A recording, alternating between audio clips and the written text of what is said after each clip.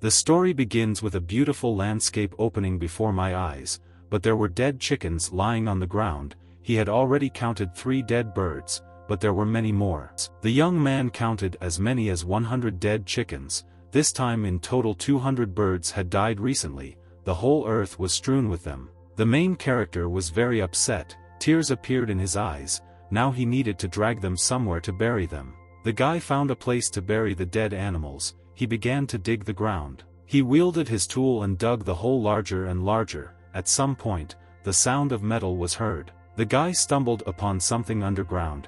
He was very surprised and did not understand what could be hidden in the ground. The guy looked carefully into the hole. There was some green object hidden deep under the stone. It flashed in the sun. The main character was very happy. He thought that this could be some kind of treasure and happily reached for this thing. He began to move away the stones that hid the green object. All his hands were in the ground. Inadvertently, the young man cut his finger with one of the stones, and blood dripped from it. The main character happily took out this green object. It looked like a figurine of some person. The young man was very happy. The guy laughed because he thought that he was now rich. At this time, blood from his finger fell on the green figurine. At that moment, strange things began to happen. The figurine's eyes lit up with a purple light and looked terrifying. The main character was very surprised. He was confused and did not understand what was happening with his find. The light from the figurine's eyes rushed straight into the guy's eyes. 2 bright rays of light appeared. This magical power lit up the eyes of the main character. It shocked and confused the guy. He fell to the ground. He was unconscious from the effects of such powerful magic. At that moment, someone's voice was heard. He said that from today the guy would be his personal student. This was said by the god Wangdu, the god of 10,000 poisons. The guy will inherit from him the highest art of mastering poisons, and if he trains well, then in the future, having purified himself, he will replace him. The power of god Wangdu illuminated the entire area with a purple light, and clouds thickened over the rural landscape. After some time, the main character woke up from such a shock. He had a headache. The guy managed to sit up. In front of him on the ground lay a broken figurine of the god Wangdu. It had split into many small pieces. The guy looked at her in surprise. He did not understand what had just happened and what kind of power was hidden in this figurine. At that moment, a girl came to Xiao Degung and asked if the guy was burying his dead chickens again and if he wanted to have another funeral. The girl's name was Zhou Yueying. She was sarcastically surprised that despite so many dead animals, the guy could sleep peacefully here and he really deserved to be the only university student in the village. Xiao Degung was angry. He said that if the girl doesn't mind, he can arrange a funeral for her too. Zhou Yueying was angry. She was amazed at Xiao Degung's brazen attitude. Zhou Yueying screamed and asked how Xiao Degung dared to be insolent to her, because his parents still owed her family 10,000 yuan. Xiao Degung was angry. He believed that the girl could mock him, but she should not touch his parents, otherwise he would not be so polite to her. Zhou Yueying said that so much time has passed since graduating from university, but Xiao Degung has not succeeded in anything and not a single girl will look at him. Zhou Yueying called Xiao Degung a foundling and his parents stinking farmers. Xiao Degung was furious. He had already told the girl not to insult his parents. At this moment, something unusual appeared before Xiao Degung's eyes, and he looked forward in surprise. Xiao Degung's power was activated. He saw right through the girl, all her bones and internal organs, as well as muscles. The girl looked creepy, like a walking skeleton. Xiao Degung seemed to have some kind of X-ray vision. Xiao Degung turned around. He was trying to understand what was happening and what he should do now. Next to the guy grew a large tree with luxurious lush foliage. There were many parasites on it, which left traces on the tree bark. Xiao Degung realized that this seemed to be due to the inheritance he received from Wangdu, special skills. Xiao Degung activated his power again, his eyes glowing purple. He decided to try his new skills once again. The guy looked at Zhou Yueying again. Something caught his attention in the area of the girl's heart. With the help of his abilities, Xiao Degung saw how a parasite larva was hiding in this area of the girl's chest. The guy laughed. He finally understood what was wrong with Zhou Yueying and why she was behaving this way. The girl felt uneasy. She noticed that Xiao Degung was staring at her and asked what was funny. The guy explained that he was laughing because Zhou Yueying poisoned herself. He didn't know whether the girl would die quickly. Zhou Yuan was angry. She believed that Xiao Dagung was talking nonsense and that this was all complete nonsense. Xiao Dagung asked if she had recently experienced dizziness, weakness, or blurred vision during the day. Zhou Yuan felt as if she had been shocked. She really had such symptoms. She didn't understand how Xiao Dagung knew about it. Xiao Dagung also knew that one late night the girl's whole body was unbearably itchy and incredibly painful. Zhou Yuan did not understand how Xiao Dagung could immediately find out about her condition just by looking at her, because the girl went to the hospital for pain and no one found anything. Zhou Yuan's mood immediately changed. She called Xiao Dagung cool, and asked if he would find a way to save the girl. Xiao Dagung did not want to give an answer to Zhou Yuan so quickly. He pushed her away and asked if she wanted to be saved. The guy replied that he could do it if Zhou Yuan would kneel and beg. Zhou Yuan was angry. This was too much. She shouted at Xiao Dagung not to cross the line. The guy didn't think he was crossing the line compared to what the girl's family did to him every day. But the girl did not have time, because the longer the poison acts, the worse everything will be. The soul and body experience double torment. If the girl does not endure it, she will commit suicide. Zhou Yuan was scared. She confessed to Xiao Dagung that she was wrong and asked him for forgiveness. Zhou Yuan looked around. She was still going to do what Xiao Dagung demanded. Zhou Yuan slowly squatted down on the ground. She was about to kneel down and beg Xiao Dagung for help. The guy turned around and looked closely at Zhou Yuan. He was pleased that he had humiliated the girl. Zhou Yuan felt uneasy. She didn't want to humiliate herself like that, but there was no other choice. The girl asked if Xiao Dagung was happy now. Xiao Dagung now saw Zhou Yuan's sincerity. He agreed to save the girl. Xiao Dagung bent down to the ground. He began to look for something in the grass. Zhou Yuan didn't understand how these actions would help save her. The girl asked what the guy was doing while he continued to dig in the grass. Xiao Dagung extended his hand to her. He suggested that she eat it, because it would help suppress the poison. He guaranteed that the girl would sleep peacefully tonight. And Xiao Dagung held chicken droppings in his hand.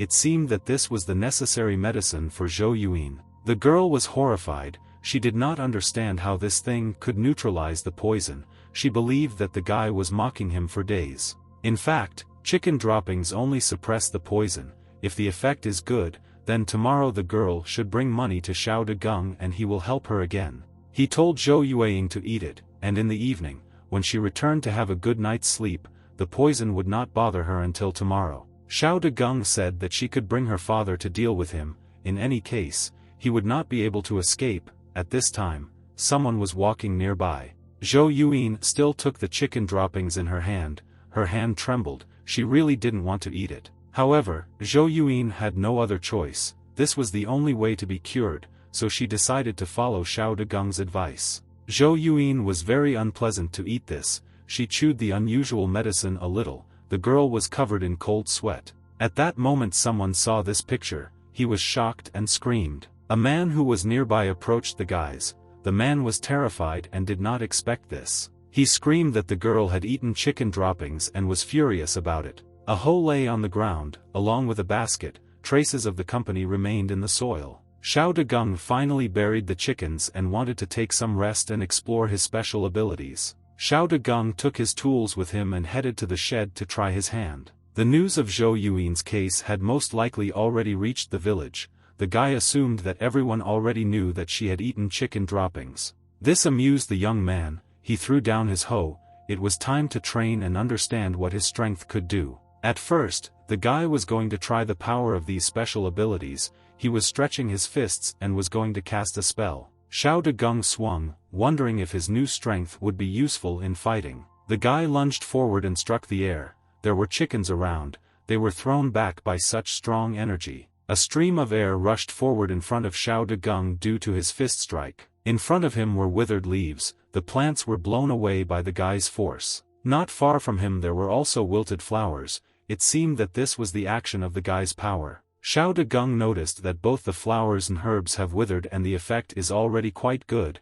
If used recklessly on people, it can accidentally cause harm to their lives. The guy sat down on the ground and realized that he probably couldn't fully control his strength, which led to this result. Xiao Dagung thought about how this could be changed. He wanted to become better. Xiao Dagung sat in the lotus position and began to meditate. he wanted to better tune in to connect with his powers. Xiao Dagung wanted to recall that vision as soon as possible and see if he could get more information about these abilities. A blue light appeared around the guy. God Wangdu constantly watched the guy. He realized that his student needed to describe the essence of art, and only then would he master all the basic spell techniques. Once Xiao Dagung reaches the highest level, he can become immortal.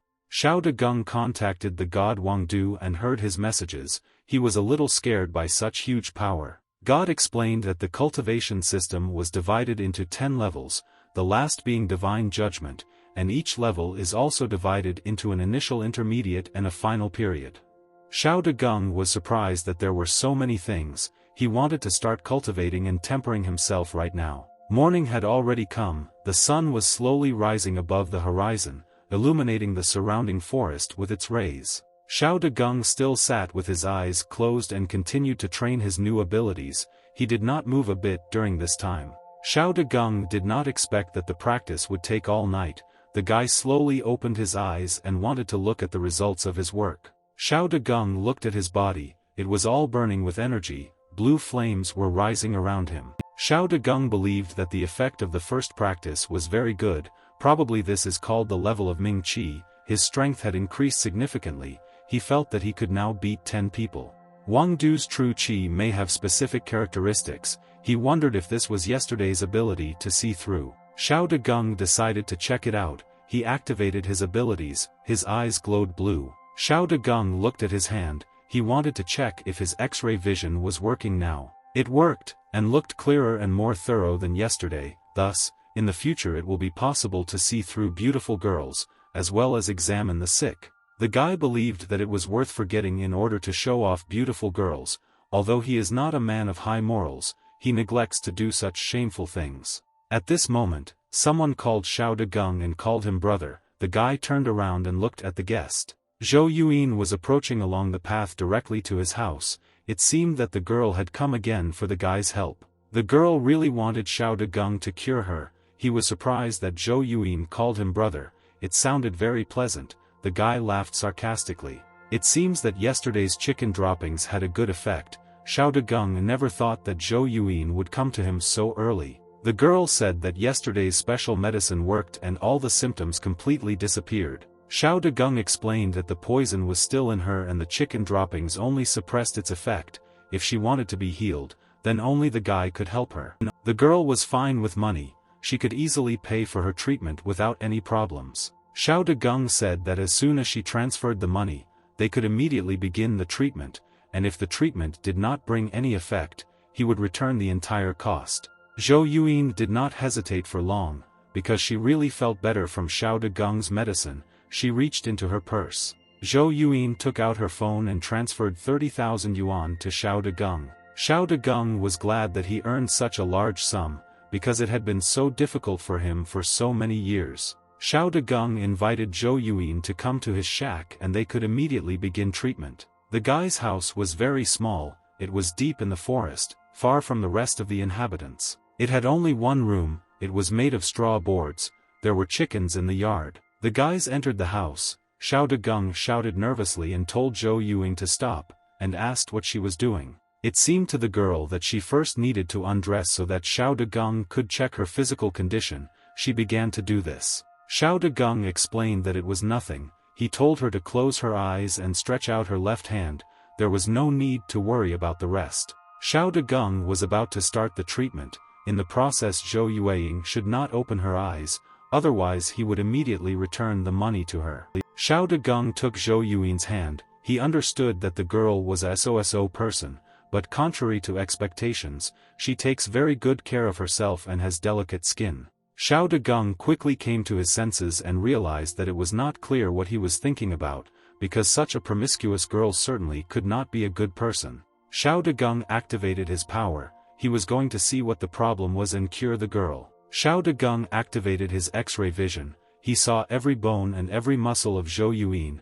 He looked for what the problem was. After scanning her body, Xiao Dagung finally found the cause of her illness. It was the small parasite larva in Zhou Yuan's stomach. That poisonous worm was still in her. Xiao Dagung took this opportunity to try out the art of lower-level poison control. Xiao Dagung activated his power. He concentrated it on his index finger and was about to help Zhou Yueying. He reached towards the girl's stomach, to the place where the worm was located. Xiao Dagung raised his hand to the parasitic worm. It ignited due to the guy's powers. It looks like everything worked out for him. Zhou Yueying experienced unpleasant sensations. She was in a little pain, but the girl was ready to endure. Using his strength, Xiao Dagung managed to move the worm from the abdominal cavity to the chest cavity.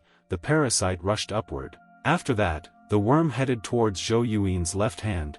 It made its way from the shoulder to the girl's wrist. Xiao Dagung said that the treatment might be a little painful. Zhou Yueying had to be patient. The girl agreed, because this was the only way out of the current situation. Tears appeared in her eyes. A small cut appeared on Zhou Yueying's palm. Xiao Dagung's power entered it and was about to take out the parasite. The head of a worm appeared from the cut. It squeaked, but Xiao Dagung diligently pulled it out. Xiao Dagung managed to grab the parasite, grabbed its body with a sharp movement and pulled it out. The treatment was completed. Zhou Yueying could already open her eyes and see what was bothering her. The girl felt bad. She slowly opened her eyes. The treatment turned out to be more difficult than she thought. Right before her eyes, Zhou Yueying saw the same parasitic worm that had been there all this time and was bothering her body. The girl was scared. She screamed what Xiao Dagung was doing. This sickening worm bothered her. She asked to quickly remove it. Xiao Dagung explained that this parasite crawled out of Zhou Yueying's body and it was because of it that she was poisoned.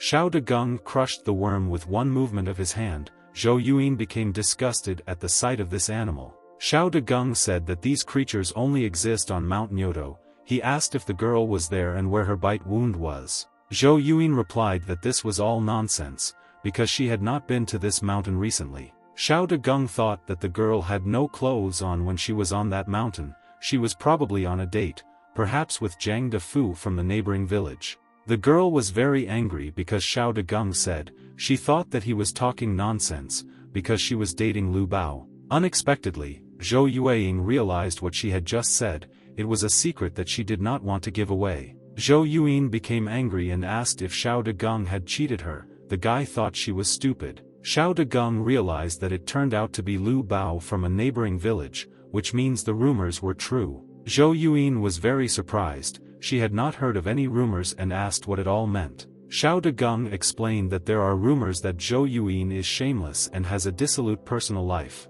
The girl was very surprised that she had such a reputation in the village. She did not expect it. Xiao Dagung opened the door and said that she could go. If she was still worried, she could go to the hospital for an examination and get bandages from Fu Bo. Zhou Yueying was shocked. She did not know what to answer. She was shocked by these rumors. Zhou Yueying left Xiao Dagung's house. She was angry with him and was about to remind him of this. Xiao Dagung was glad that he had just earned 30,000 yuan. It was unexpected and pleasant, and he could earn even more in the future. He thought that now a happy life was guaranteed for his parents and relatives. He would even manage an entire village to increase the family's wealth. At this moment, Xiao Dagung's attention was caught by something. He looked down in surprise, and was surprised by what he saw. There was something under his feet, under the soil, oppressively violet energy everywhere. Xiao Dagung's powers activated. He could see to a certain depth with his X-ray vision. He saw all the roots of the trees, and what was even deeper, there was an incomprehensible dark force. He realized that his chickens always came to a bad end. Since the gloomy aura here was not favorable for their life, he had to check the nearby mountains. He looked into the distance. One of the mountains was also glowing with this dark purple energy. It stood out from the rest. The guy realized that Nu Tu Mountain was quite harmful. It looked even more poisonous than his peak. Xiao Dagung decided to see how the mountain that Zhou Bar Pai occupied was doing. The guy turned around and looked in the other direction. Everything was calm on that mountain. It was located like feng shui. There was grace on it. Xiao Dagung was angry, because he had no conditions for keeping chickens here at all, and how could he breed them then? Xiao Dagung noticed something not far from him, something that was playing in the bush. It was a centipede. It crawled out of the bush and lay right in front of Xiao Dagung. The guy realized that you can't raise chickens here, but you can always keep poisonous insects and snakes. Now he can use the art of poison control of the 6th stage. However, Nu Tu Mountain was more suitable for containing poisonous creatures, and there were more of them there. he should have found an opportunity to conquer this mountain. Xiao Dagung was determined. He wanted to become stronger and also improve his level in poison control. It was getting dark outside. Xiao Dagung was walking around the village with his father. He told the guy that he had given the money to Uncle Lu. The man has still forgotten about Uncle Zhou's money. He can only wait for the next time to repay him. Xiao Dagung reassured him that soon he would be able to earn the required amount and he would stop worrying about money. Xiao Dagung hugged his father. He suggested that he go home, because it was already getting dark. His mother is probably already tired of waiting. The village was very small. There were small but cozy houses everywhere. Xiao Dagung had dinner with his parents at home. They lived poorly, but the family relationship was friendly. Xiao Dagung helped himself to rice and began to eat it. Xiao Dagung ate the entire plate to the bottom. The guy was very full and got up from the table. Xiao Dagung ran out of the house. He was about to go to the poultry farm and promised to return soon. His mother wished her son to take care of herself. Night fell outside. The moon rose high in the sky. The forest was quiet and calm. Morning came. The fresh frosty smell of the morning forest spread around. Well, at Xiao Dagung's poultry farm, the roosters had already woken up. They crowed loudly, not letting the owner sleep.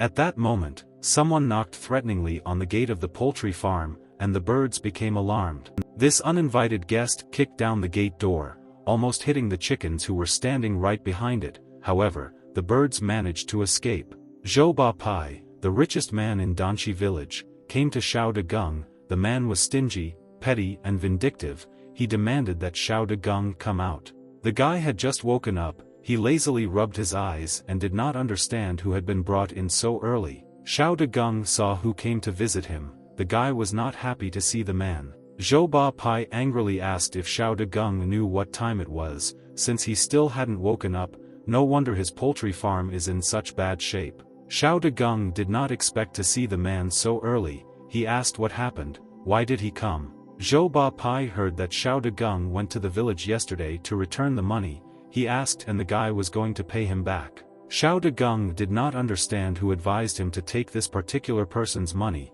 The guy tried to calm Zhou Bapai down. He would return everything as soon as he could.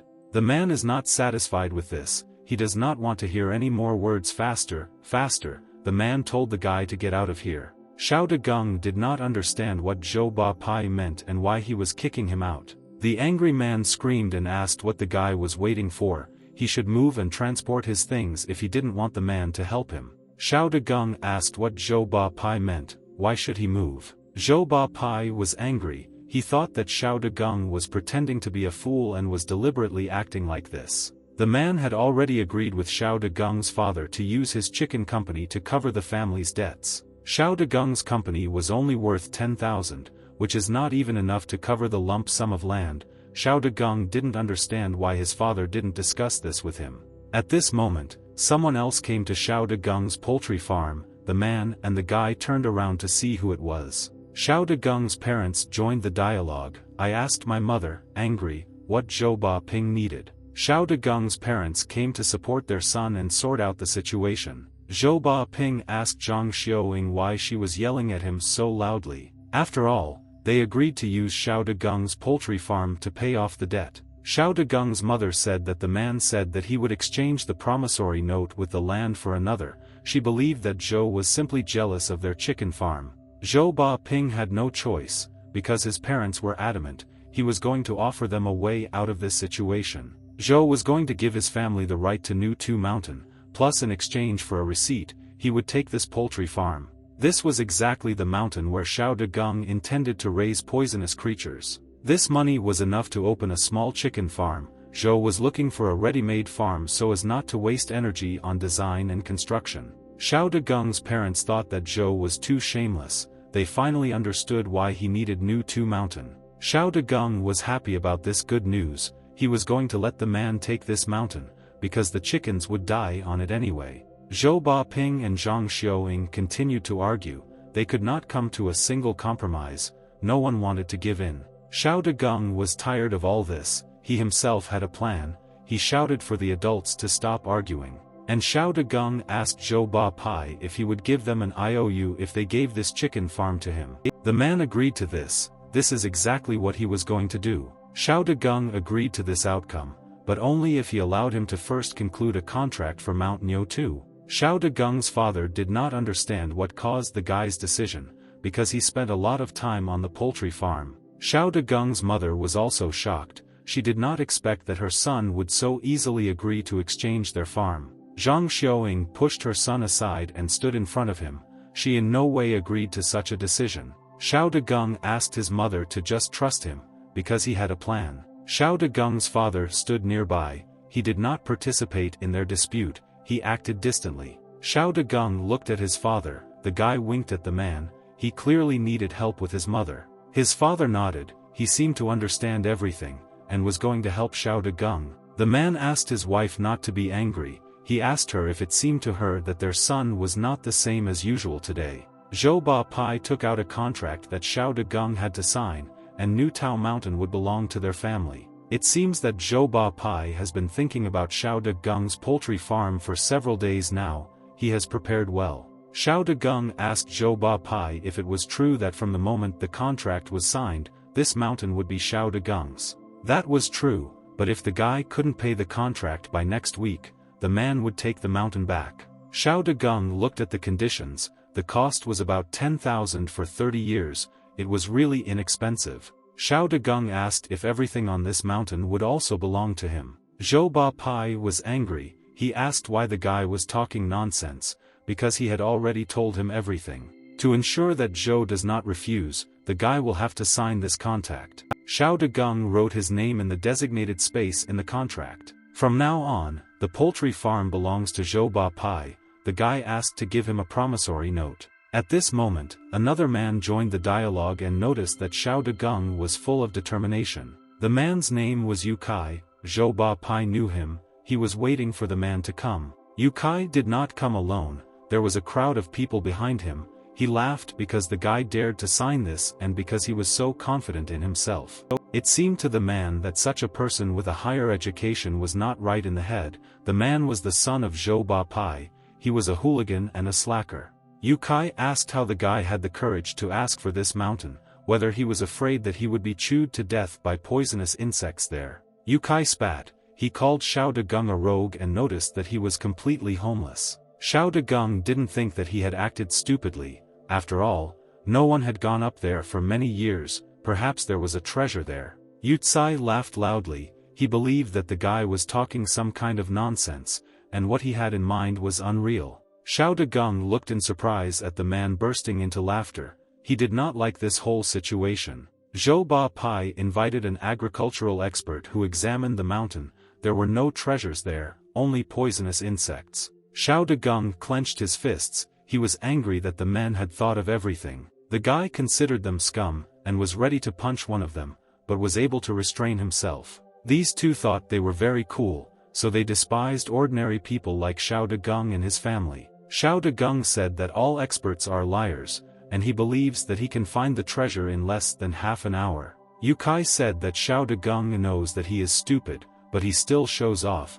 If he can do this, the man will sit on the ground and urinate like a dog. Xiao Dagung asked if Yu Kai was serious now and whether he would really do what he promised. Yu Kai was ready for this, but if Xiao Dagung does not find the treasure, then he will have to do it. Everyone present was a witness. If Xiao Dagung didn't find the treasure, he would have to urinate like a dog. They would watch. Xiao Dagung asked his parents to help him pack his things. He was planning to return soon. Xiao Dagung was determined to win this argument. He told Yu Kai and the others to wait for him here. Yu Kai was sure that Xiao Dagung would not succeed. He was looking forward to the guy learning to go to the toilet like a dog. Xiao Dagung, as they agreed, went to Mount Nyo to find the treasure. Xiao Dagung was already eager to watch Yu Kai try on the skin of a dog, but this was only due to the fact that he had received the inheritance of a deity. The guy walked along the mountain, trying to figure out where to look. He looked around. A huge poisonous spider was crawling under the tree.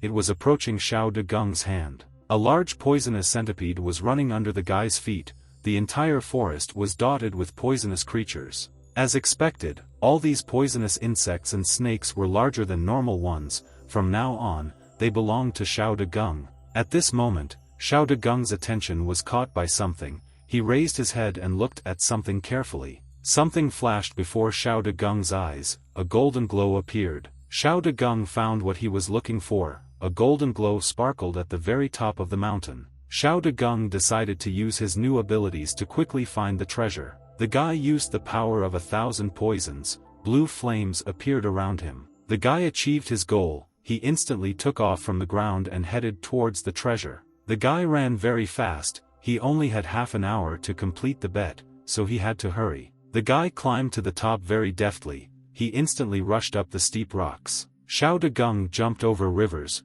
climbing mountain slopes, apparently, his new strength helped in this. There was silence in the forest, so many sounds of Xiao Dagung running could be heard. Xiao Dagung suddenly pushed himself off the ground, he jumped into the air and was ready to jump to the very top. Xiao Dagung succeeded, he landed on the ground and was ready to look for the treasure. The guy achieved his goal, he knew exactly where he needed to go. Before Xiao Dagung's eyes there was a dark, frightening cave, the entrance to it was closed by vines, it seemed that no one had entered there. The guy carefully moved the vines aside and headed towards the entrance, he was sure that the treasure was hiding here. Xiao Dagung looked straight ahead in surprise, he was shocked by what he saw in this cave. In front of the guy grew a small flower with red inflorescences, Xiao Dagung was looking for him. The guy ran up to the flower and exclaimed that it was worth a fortune. Xiao Dagung began to take out the root of the flower, carefully digging it out of the ground. It was a ginseng flower, Xiao Dagung failed to dig it up carefully,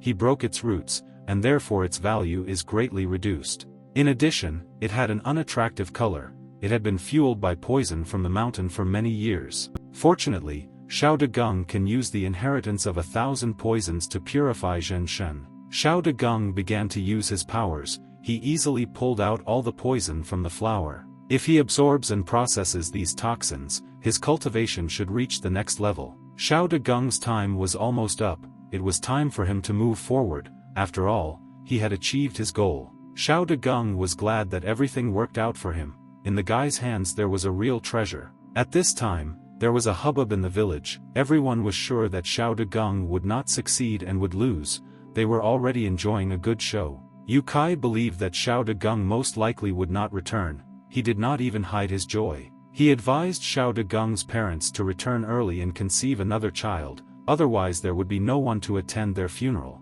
Xiao Dagung's parents were very angry, they were amazed at the man's unceremoniousness. At that moment, someone called Yu Kai a lowlife born prematurely and asked why his breath stank so much. Yu Kai was amazed that someone dared to talk about him so impudently, he turned around. Standing in front of him was Xiao Dagung, he had returned from his mission from the mountain, and was very angry with Yu Kai. Yu Kai was surprised that Xiao Dagung was actually alive, he considered himself incredibly lucky. Yu Kai laughed evilly, he was simply sure that Xiao Dagung had failed their bet. He asked why Xiao Dagung's hands were empty, and where was the treasure the guy was talking about, he ordered to show them all. Yu Kai thought that Xiao Dagung actually just didn't find anything, he told him to get on the ground already. Xiao Dagung was very angry at the man's attitude and thought about how to teach him a lesson. The guy hoped that there was a limit to Yu Kai's vileness, he buried the guy and even mocked his parents. Xiao Dagung was sure that he had to teach him a lesson.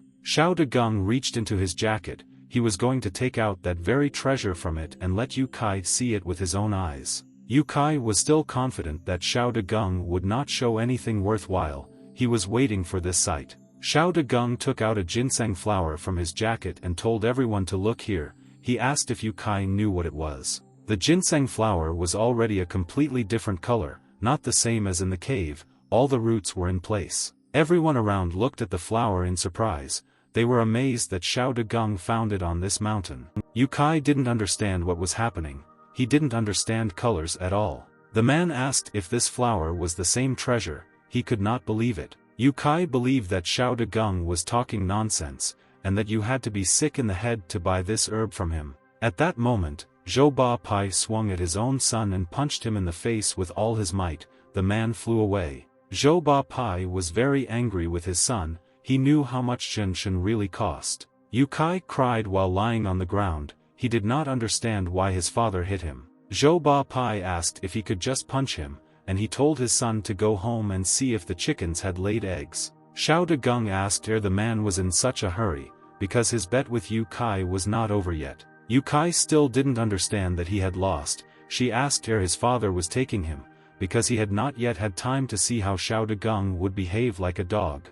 The villagers looked at the ginseng flower in surprise. They knew that it was worth a fortune to the Xiao family, because it was an incredible plant. Yukai finally understood what was happening. He was surprised that there was a ginseng flower in front of him. The man thought it was impossible. The experts hired by his family clearly said that there could be no treasures on New Tao Mountain, and they couldn't lie. Zhou Ba Pai stepped on Yukai's face with his boot and sent those experts to hell. The man continued to stomp on his son. He was angry that he had lost so much money. Yukai asked his father not to kill him. Xiao Dagung stopped Zhou Ba Pai because if he continued, there would be no one to show them the show. Zhou Ba Ping demanded that Xiao Dagung quickly give him this ginseng, because he is the village chief, and the village hills are the common property of the village. Xiao Dagung was angry. He thought that Zhou Ba Pai could not be moved by a tank. Yukai also joined in. He repeated that this is the property of the village, and his father is the acting village chief,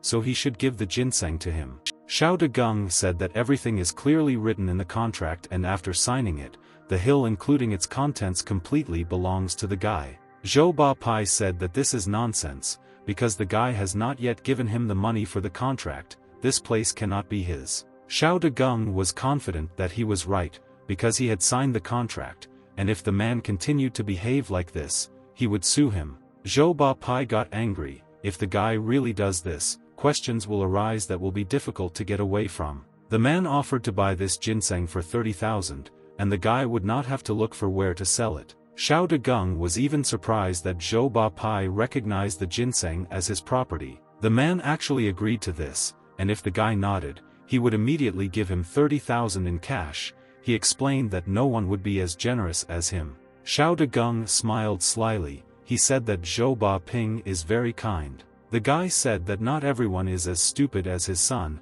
The guy was not going to sell Zhenshen. Zhou Ba Ping was furious. He did not expect such an answer from Xiao Dagung. Zhou Ba Ping and his son turned around and were about to leave. They were still going to see who would laugh last. Xiao Dagung stopped Yukai and took him by the shoulder. They still had unfinished business. It seems that Yukai completely forgot about the conditions for their couple. He needed to fulfill them. Yukai screamed that she didn't know what he was talking about and told Xiao Dagung to take his hands off him. Yukai really wanted to get away with it. Fortunately, Xiao Dagung had prepared for this situation. Xiao Dagung began to use his powers of 1,000 poisons to trap Yukai. He looked with his scanning vision and saw the man through the clothes. He called Yutsai funny. Xiao Dagung threatened Yukai that he would let everyone else know what kind of underwear he was wearing. Yutsai got scared and started sweating. He said that he didn't understand what the guy was talking about. Xiao Dagung saw that the man was walking around in a red belly shirt and black tights. This shocked Yukai. He did not understand how Xiao Dagung could know about this. Zhou Ba Pai looked at his son in surprise, and he did not understand what was happening there and what they were talking about. All the villagers looked attentively at the boys' dialogue. Everyone was eager to see an interesting spectacle. Yukai had cold sweat running down his face as he wondered how Xiao Dagung knew about his underwear. Xiao Dagung replied that the man didn't need to worry about it. He was going to count to 3. If the man didn't act, he would take off his clothes for everyone to see. Yukai was very angry, because if his preferences were found out, his father would definitely break both of his legs. In this case, Yukai will forever remain a scum in this village. Yukai had no choice but to fulfill his punishment in the bet. He knelt down. Zhou Ba Pai was horrified by his son's behavior. He did not expect such a turn of events. All the villagers looked at this picture in surprise. They were amused by such humiliation of the son of the head of the village. Yukai got down on all fours and started ordering a dog. Everyone had fun watching this. He asked if this was enough. Xiao Dagung told him not to rush. He was going to listen to him bark some more, in case someone didn't understand what he was doing. Yutsai became even more angry. He was very embarrassed by such humiliation, but there was no other way out. Yutsai accepted his fate and began to bark in front of everyone. All the villagers laughed loudly. They believed that the man had gone crazy, and that Yutsai had learned such shamelessness from his father. Zhou Ba Pai was very angry with his son. He screamed in rage, because he humiliated him too. Yutsai was afraid of what his father could do to him. He was ready to receive more blows. Zhou Ba Pai shouted that his son had failed him again and threatened to beat him to death. Xiao Degung was very pleased with himself. Zhou Ba Pai chased his son and threw stones at him. He believed that he had raised garbage on his own head. Subsequent events take place in the luxurious mansion of the Zhao family. It was truly huge. In their house, terrible sounds were heard from the blows of a whip. Someone was swearing loudly. Someone believed that the other had neither shame nor conscience and continued to beat him cruelly. It was Zhao Ba Pai, and he was beating Yu Kai with all his might. While he was trying to cover his head so as not to hurt it, Yu Kai cried. He asked not to hit him. He remembered that his sister ate chicken droppings because of Xiao Degung. He didn't understand why she didn't have anything for it. Zhao Ba Pai got even more angry. He was not happy with any of his children. The man swung again. He did not understand how someone like him could give birth to such stupid people. The beatings continued. At that moment, a woman came into the room. She was angry and asked what Zhao Ba Pai was doing. The woman asked if he was crazy. Yu Kai, in her opinion, should have gone to look for Xiao Degung. The woman was Yu Kai's mother and Zhao Ba Pai's wife. Yu Kai looked at the woman hopefully. Zhao Ba Pai looked at her wife awkwardly. She really had authority in the family. The woman said that this poor thing Xiao Degung offended Yuing, and then Yu Kai, the woman will not tolerate this. Zhao Ba Pai agreed with his wife. This brat had brought them so much trouble. The man was now going to go and find him. Zhao Ba Pai had already run out of his mansion. He was going to do as he promised his wife. However, the woman stopped him. While on the threshold, the woman asked if there was any point in causing unnecessary fuss. She believed that before getting rid of Xiao Degung, she needed to take the money. Zhao Ba Pai didn't understand what kind of money his wife was talking about. He turned around and looked at her in surprise. The woman had a plan. In her opinion, Xiao Degung should soon go to the city to sell the ginseng he found on the mountain. The woman has a cousin in the city, and he is not the last person there. As soon as Xiao Degung enters the city, her plan will come into action. The woman laughed evilly. The woman told Yu Kai to go to his uncle. He should find several henchmen, and they should intercept Xiao Degung on the way out of the city, and take all the money from him. Besides, they should have beaten the crap out of the guy, but not killed him. Afterwards they will simply distribute the money with their uncle. Yu Kai was happy about his mother's plan. He himself wanted to take revenge on Xiao Degung. Zhao Ba Pai said that his wife was simply brilliant, and he himself would not have even thought of such a thing. In the village, life went on as usual. It was a calm, peaceful morning. Xiao Degung helped his mother arrange the dishes, and he placed a stack of plates on the shelf. The guy had already finished his household duties. He wanted to go and see what was there on New Tu Mountain. His mother asked if the guy hadn't been there in the morning.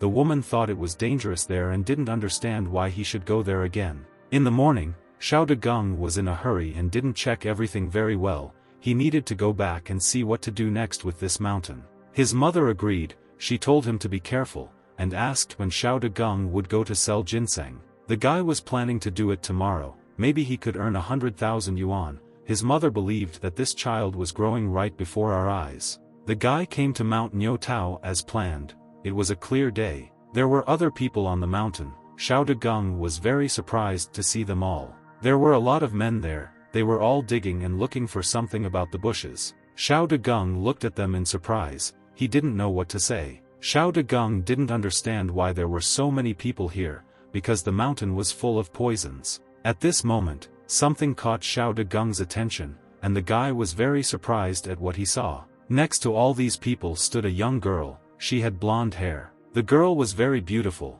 but she was excited about something and worried about something. Xiao Degung was in love with a girl. Her name was Qiu Xia. The guy's mood immediately improved. One elderly woman asked Qiu Xia why she was making such a fuss, since she was no one to Xiao Degung. Qiu Xia said that according to the contract, Niutao Mountain belongs to Xiao Degung, so these people cannot dig here. The woman turned away sharply. She believed that this was none of her business, and she should not get involved in this. At this moment, Xiao Degung hurried to understand the situation. He ran over and stopped these people. He told his fellow villagers that they could not dig here, and this was his mountain. Everyone was surprised that the guy appeared. They didn't expect to see Xiao Degung on the mountain today. They began to make excuses. They said that the mountain now belonged to him, and since it was abandoned, these people decided to help him loosen the ground. Everyone else echoed this theory and told Xiao Dagung that they could have been more polite. Xiao Dagung understood that this was all a lie. He believed that these people had no conscience at all, because they thought that they could dig up ginseng here. Xiao Dagung explained that this place is full of not only poisonous substances, but also fumes, and danger awaits them everywhere. The woman started yelling at Xiao Dagung. She told him not to bully his auntie, and to have a conscience. After all, even as a baby, she was the one who fed Xiao Dagung, and they lent them money. She believed that now that there was a chance it was time to repay them. All the villagers agreed with the woman. Everyone else began to say that even though Xiao Dagung's family had returned the money, they were still in debt and should not forget their kindness. At this moment, Qiu Xia stood up for Xiao Dagung. She screamed loudly and stopped their conversations. The girl believed that this was too much, and her fellow villagers had no right to do this. The woman called her a scoundrel, and believed that she should not poke her nose into something that was not her own business, because the milk on her lips had not yet dried. Qiu Xia didn't know what to answer. She hesitated. Xiao Dagung was very angry at the impudence of a woman. He told Aunt Lu that she was at such a respectable age, and how could she even dare to speak like that? The woman laughed. She was amused that Xiao Dagung decided to come to the girl's defense. The woman approached Qiu Xia and asked if she was afraid of being a girl, if she was worried that she wouldn't be able to find a guy. The woman brought her hand closer to the girl. At this moment, Aunt Lu was grabbed by Xiao Dagung's hand and squeezed it tightly. Xiao Dagung asked where the woman was putting her dirty hands. Lu screamed and asked to let her go. During the brawl, a loud scream was heard nearby, and everyone around was surprised. It was Qiu Xia who screamed. Xiao Dagung got scared and asked what happened to the girl. Xiao Dagung looked at her in surprise. He was shocked by what he saw. Qiu Xia fell to the ground. She was in great pain. The girl was bitten by something, and she could no longer stand on her feet. There was a bite mark on Qiu Xia's ankle. It was swollen and blue. Xiao Dagung saw this wound. He thought that it was the venom of a scorpion, one of the inheritances. Everyone around them believed that the girl was putting on a show, and these two would go to any lengths to get them to leave. The villagers believed that they were definitely in cahoots, and as soon as the guy arrived, Qiu Xia was bitten. Xiao Dagung got angry. He shouted loudly and told them all to stop, because the situation was serious. Xiao Dagung said that if they want to find something valuable here, Xiao Dagung will not stop them, but he will not allow Qiu Xia to be treated like this. Qiu Xia suddenly felt worse. She felt dizzy, and cold sweat appeared on her face. Xiao Dagung was very worried about his friend. He instantly turned and ran to her. Xiao Dagung tried to calm down Qiu Xia. He was going to figure out how to cure the girl. Xiao Dagung began to think about how to help the girl. He needs to act very quickly so that things don't get worse. The guy looked at Qiu Xia's leg again. The situation was getting worse. The effect of the poison was spreading. The swelling in her leg has increased, and if something is not done right now, the girl could die. It was indeed the poison of the Manhwa scorpion, and if the poison spreads, the outlines of a plum blossom will appear, and once they turn red, there is nothing she can do to help. Xiao Dagung began to use his power. He was going to see how far the poison had penetrated. Fortunately, the poison has not yet penetrated to the heart. Xiao Dagung is not yet able to remove the poison from the heart, since he does not yet have the necessary technique. At that moment, the villagers noticed something strange nearby. They screamed and turned in that direction. Right in front of them was a huge scorpion. It seemed to be very poisonous and posed a great danger. The villagers were very scared. They realized that this was what had stung Qiu Xia. They decided that it was better to get out of here and quickly ran away. A second later, there was no one left on Xiao Dagung's mountain except him and Qiu Xia. Everyone else was scared. Xiao Dagung turned around and also looked at this scorpion. He wanted to make sure that it was the one that stung his girlfriend. Scorpio was getting closer and closer to them. He was looking for a new victim and was very dangerous. Without thinking twice, Xiao Dagung used his power to kill the scorpion. Xiao Dagung was very angry with him because he stung his girlfriend. He considered the animal an abomination. Xiao Dagung said that Qiu Xia should be patient. He was going to help the girl. Xiao Dagung needed to suck the poison out of her body. Qiu Xia was very surprised. The girl was against this idea, because this poison could kill Xiao Dagung. She was very worried about her friend. Xiao Dagung was confident in his abilities. Nothing would happen to him, because he was not afraid of poison. The girl was very scared,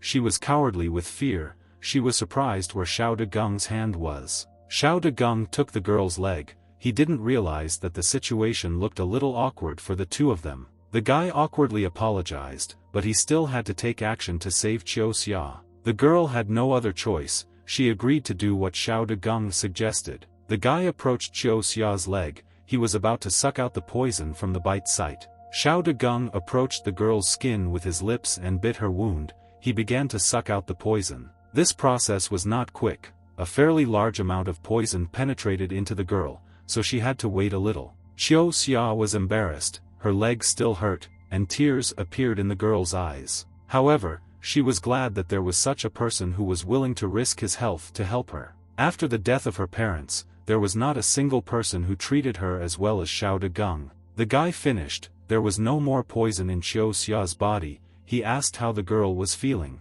She thanked Xiao Dagung, she was already a little better, she was just a little tired. Xiao Dagung thought that this was good, because her body was fighting the poison, it took a lot of energy, she should just rest a little. Xiao Dagung looked at the girl in surprise, something threw him into confusion. Qiu Xia fell asleep as soon as Xiao Dagung allowed her to do so, the girl was very tired and could not hold on any longer. Qiu Xia looked very beautiful and calm, she was leaning on a stone and sleeping peacefully. Xiao Dagung blushed all over, looking at the girl, he really liked her. The guy tried to come to his senses, he needed to think soberly, there was no time to stare at the girls. Xiao Dagung lifted Qiu Xia up, she couldn't walk home by herself, so she needed help. Xiao Dagung took Qiu Xia on his shoulders and was about to carry her home, he was already waiting for him to get rich. And then, Xiao Dagung will definitely be able to woo Qiu Xia and be happy with her now. It was a clear and sunny day outside, and there were hardly any trees growing around the road. Someone was riding a bicycle along the highway and humming a song, he was in a good mood. It was Xiao Dagung who rode his bicycle and was very pleased. Xiao Dagung felt his breast pocket, Xiao Dagung was bringing ginseng to sell, he hoped that he could sell this plant at a good price. Xiao Dagung was in high spirits and was heading to the city, because there they would give him more for this medicine. 2 hours later, Xiao Dagung had already arrived at the Great Medicine Pharmacy, standing at its door. Yesterday the guy searched the internet and found out that this pharmacy is the largest in the area, this is the largest collection point for Chinese medicines, and there should be no problems with sales here. Xiao Dagung went into the pharmacy, it was really huge, the guy decided to look around. Something caught Xiao Dagung's attention, he found something similar, what he was looking for. On the walls of the pharmacy there were posters and stands about medicine, with all sorts of mottos and images of people. A bored man sat at the table in the center, it was Dr. Shen Jinbing. Xiao Dagung walked up to Dr. Shen Jinbing and sat down at the table, it seemed that he was the one the guy was looking for. Xiao Dagung said that he wanted to sell a very precious medicinal plant and suggested that they talk about it in private. The doctor was very surprised, he was interested in what kind of medicine Xiao Dagung brought him. The doctor did not immediately believe the young man's words, he looked at him suspiciously. Dr. Shen Jinbing did not understand where this young man could get anything precious from. The doctor looked around, there were indeed a lot of pharmacy visitors around, along with pharmacists. The doctor invited Xiao Dagung to follow him, he thought it was better to take a look just in case there was really something worthwhile.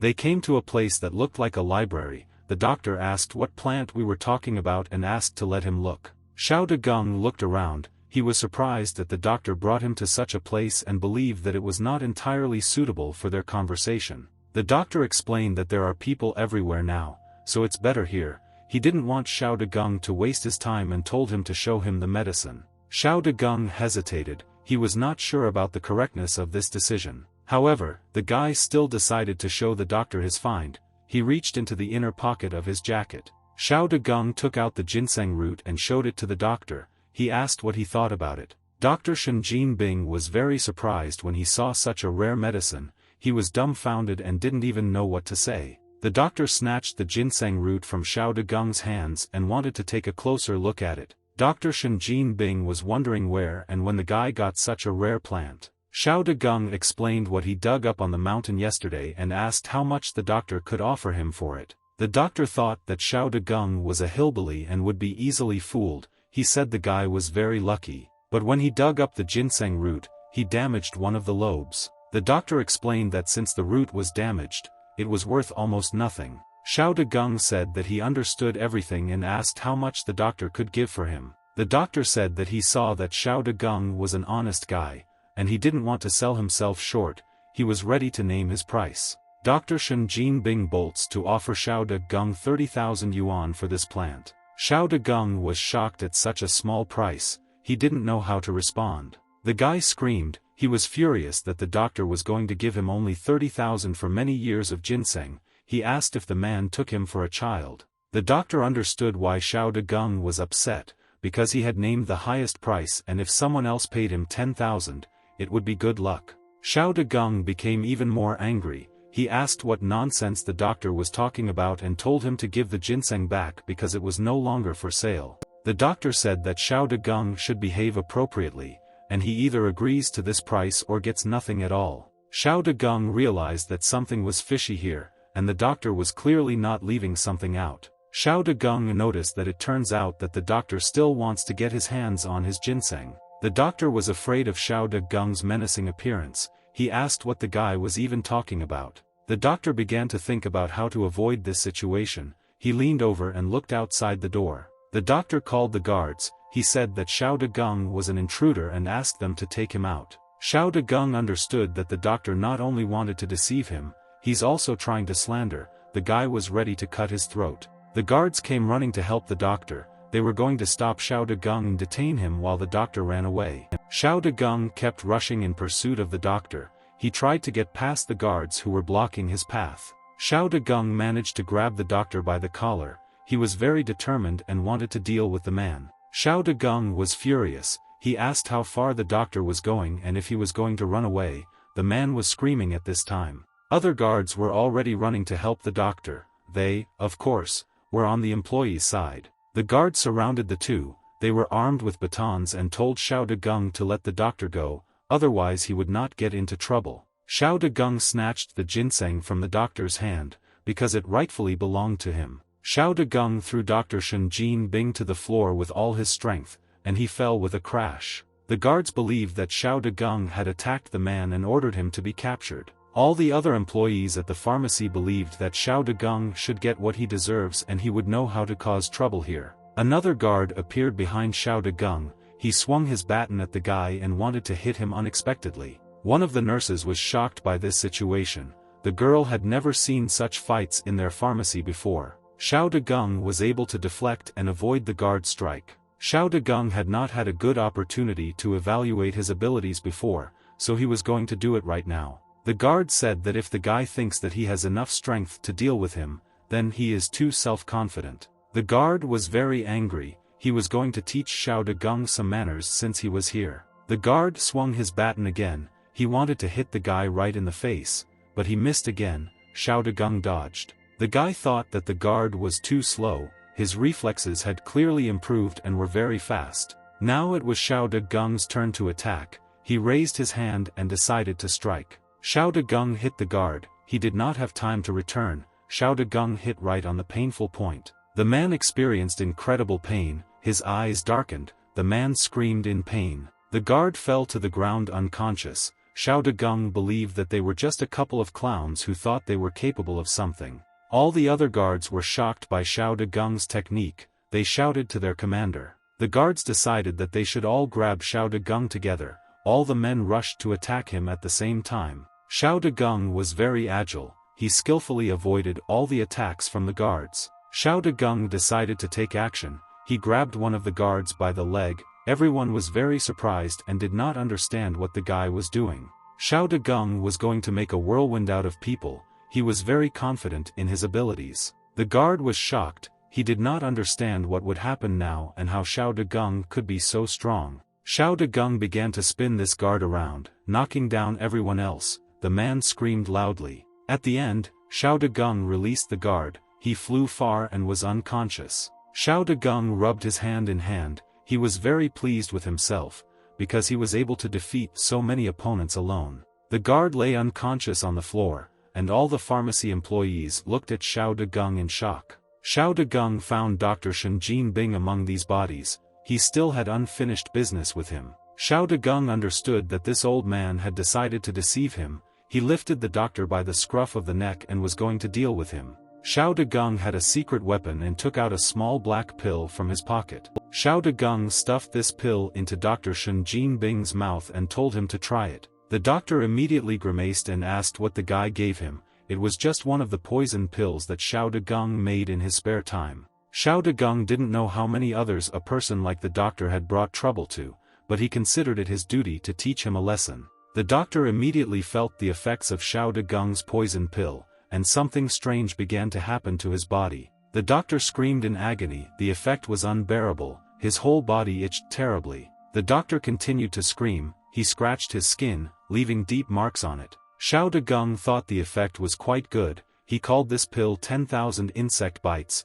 The name spoke for itself. The doctor began to apologize. He said that he would not do this again. The man grabbed Xiao Dagung's leg and asked him to give him medicine. Xiao Dagung was in no hurry to do this. He smiled and asked if the doctor really wouldn't do this again. The doctor tried to convince Xiao Dagung of this. He apologized for trying to steal the guy's ginseng and causing him so much trouble. All the other employees of the pharmacy realized that it turned out that this was not the doctor's ginseng and believed that he got what he deserved. Xiao Dagung laughed slyly. It seemed that the doctor understood where his place was. The guy smiled and proudly declared that there was no cure for this scabies. The doctor would have to be patient. The doctor was shocked. He didn't understand how he could bear it, because his whole face was already full of scratches. At that moment, another man approached them. He asked what was happening here and what was the noise in this pharmacy. The man was the boss of this pharmacy. All the other employees of the pharmacy looked at him in surprise. Xiao Dagung was also surprised. He turned around. The guy didn't expect such a big man to come now. The boss of the pharmacy was a middle-aged man. He looked very respectable, and he was wearing a large gold jewelry. The man shouted to the guards and asked why they were lying down and told them to get up. One day the guards explained that Xiao Dagung had made a fuss and beaten up their doctor, but it seemed that Dr. Shen was trying to take his ginseng for himself. The boss understood that this could ruin the reputation of their pharmacies. He didn't even understand who Dr. Shen was. One of the employees explained that this was a doctor from a neighboring village who came here to earn extra money. This was his first day at work. The boss shouted and asked where this doctor was. He wanted to ask him personally about the current situation. One of the pharmacy employees said that the doctor had just run away. He said that he urgently needed to go to the hospital. The man told the guards to bring him to him while he tried to negotiate with Xiao Dagung. The boss apologized to Xiao Dagung. He was very sorry, and promised that this would not happen in the future. Xiao Dagung knew that it was not the boss's fault. He didn't want to start a fight. Xiao Dagung was about to leave the pharmacy. He said goodbye to the man. He asked him not to leave for now. The man asked Xiao Dagung to let him look at the ginseng. If the condition was good, he was willing to pay well for it. Xiao Dagung turned around. He thought that this was not such a bad option and was worth a try. Xiao Dagung agreed to the boss's proposal, and he invited him to go to his office. The boss of the pharmacy was very kind. He poured tea for Xiao Dagung as a sign of greeting. The boss began to examine the ginseng through a magnifying glass. If he was not mistaken, Xiao Dagung had just dug it up. Xiao Dagung confirmed the man's words. He explained that he dug it up yesterday on the mountain. However, Xiao Dagung wanted to warn the man in advance. If he wants to pay 30,000, then they have nothing to talk about. The man screamed. He was shocked by such a small amount, and thought that the doctor was completely out of his mind. The man explained that he conducts his business honestly and told Xiao Dagung not to worry. He immediately realized that the guy knows a lot about his business. Xiao Dagung added that this ginseng is hundreds of years old and a man should understand its real price. The boss of the pharmacy did not want to hide the fact that he just needed such ginseng root. The man was about to offer Xiao Dagung 200,000 yuan. He asked if the guy was satisfied with such an amount. Xiao Dagung was shocked. He did not expect such an excellent result from his discovery. Xiao Dagung broke out in a cold sweat. He had never seen so much money in his life. Xiao Dagung was numb. He couldn't squeeze out a word while sitting opposite the pharmacy boss. The man said that he knows that the price is a little low, but the root is a little damaged. 200,000 is the limit. Xiao Dagung replied that he agreed to such an amount. It was better to transfer everything in one payment. The man agreed. he asked if Xiao Dagung had an account. He was going to send the money over the phone. Xiao Dagung took out his phone. The man quickly transferred the money to him. The transfer was successful. The guy looked at his bank account. He was amazed at such a huge amount. At that moment, one of the employees flew into the boss's office. He was very excited and said that they were in trouble. The man asked what happened and why his employee was so alarmed. The employee said that the boss should see everything himself, because something strange is happening there. One of the employees rushed into the boss's office. He was very excited and said that they were in trouble. The man asked what happened and why his employee was so alarmed. The employee said that someone there was claiming that their medication was causing his daughter to go crazy. The boss asked who allowed himself to talk such nonsense and ordered him to quickly take him there. Xiao Dagung also decided to look at this commotion.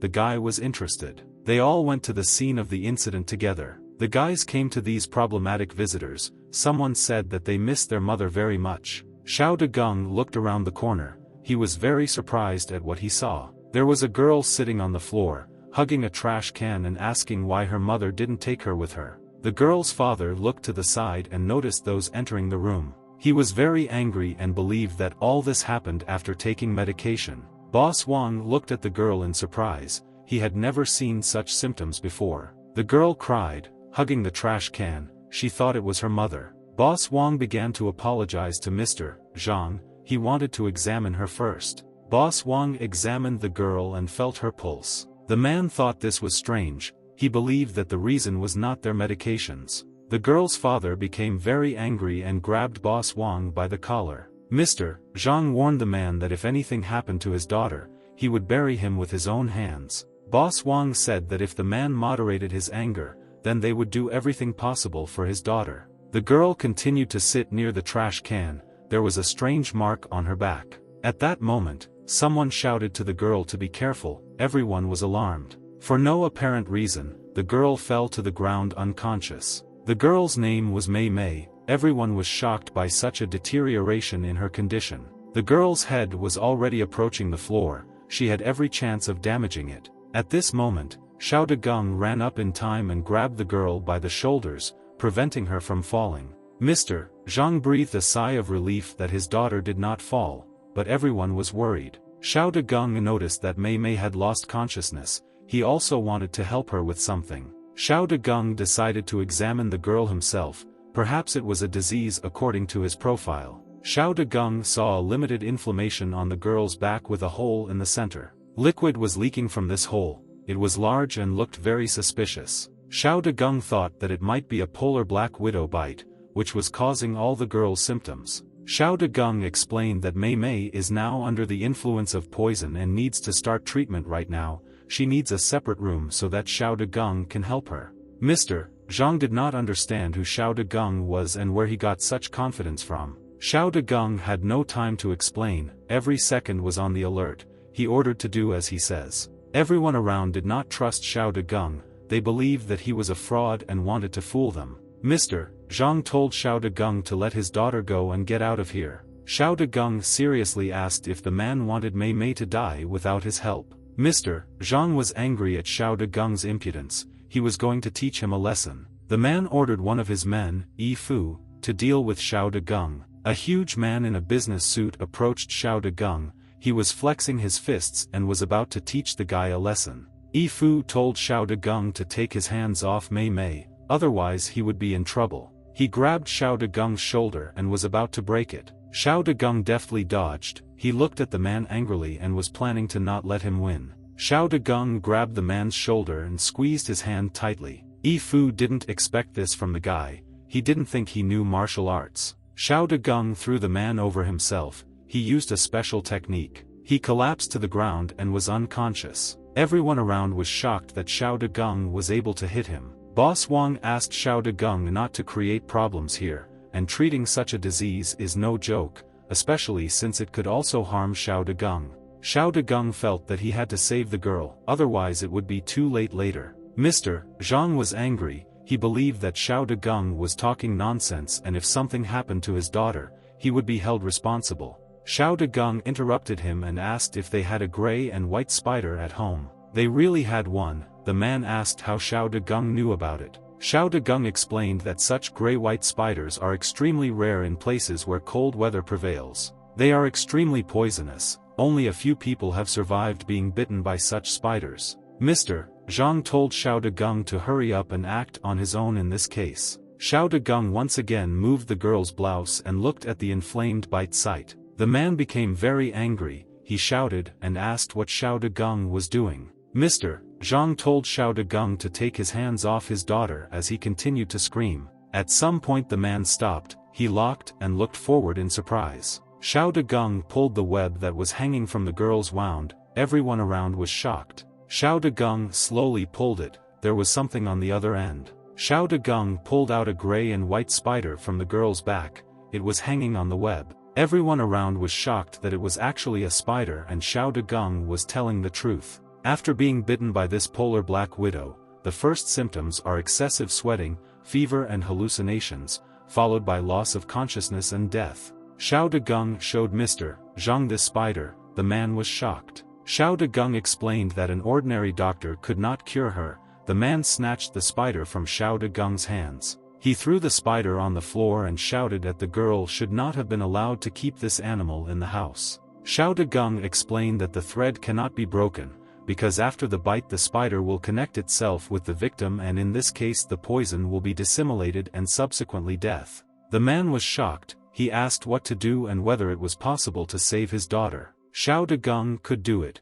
he needed a separate room and silver needles. Mr. Zhang ordered Yi Fu to quickly bring everything that Xiao Dagung needed to save his daughter. All the men were fussed, they began to run around in search of the necessary materials. At this time, Boss Wang was helping Xiao Dagung drag the girl. Everyone had hoped that Xiao Dagung could help and rid her of the poison. Xiao Dagung unbuttoned Mei Mei's blouse to give her better access to her body. Mr. Zhang looked at it all in surprise, he was very worried about his daughter and hoped for the best. Mei Mei lay unconscious, her condition was rapidly deteriorating, something had to be done. Xiao Dagung, as promised, was provided with everything he needed, and they brought him a set of silver needles. Xiao Dagung unfolded this set and took out all the necessary materials to save the girl. The boss looked at Xiao Dagung's methods in surprise, he had never seen anything like this before. Xiao Dagung was confident in himself, he took the silver needles from the sets and was going to help the girl. No one around understood what Xiao Dagung was going to do,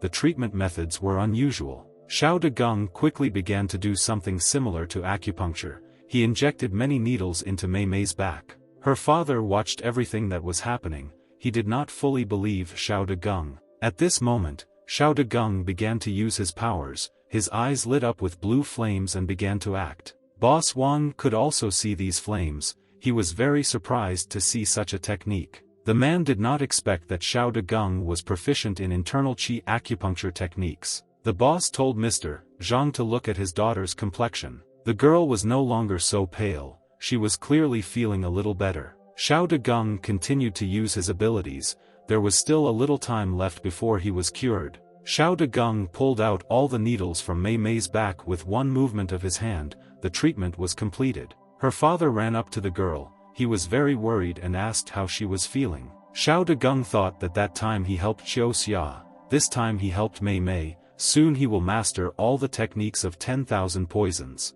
Xiao Dagung wondered if he should try drinking the poison himself. At this moment, Mei Mei was feeling a little better, the girl came to her senses and opened her eyes. Mei Mei fully woke up, she saw Xiao Dagung sitting right in front of her. The girl became embarrassed, her face turned red and she was very surprised. Mei Mei hit Xiao Dagung in the face, the guy flew far away from her blow. The girl considered Xiao Dagung a pervert, because she was sitting almost naked. Mr. Zhang ran to his daughter, he explained that Xiao Dagung saved her and asked her to apologize. The girl was screaming, she didn't understand what her father was talking about, they stripped her here, and she also had to apologize. Xiao Dagung still didn't care about her ingratitude for saving her, but such an attitude towards her own father was unforgivable. The girl became very angry, tears appeared in her eyes. She screamed that she did not ask to be saved, the girl believed that it was better to die with dignity. Xiao Dagung was shocked by Mei Mei's words,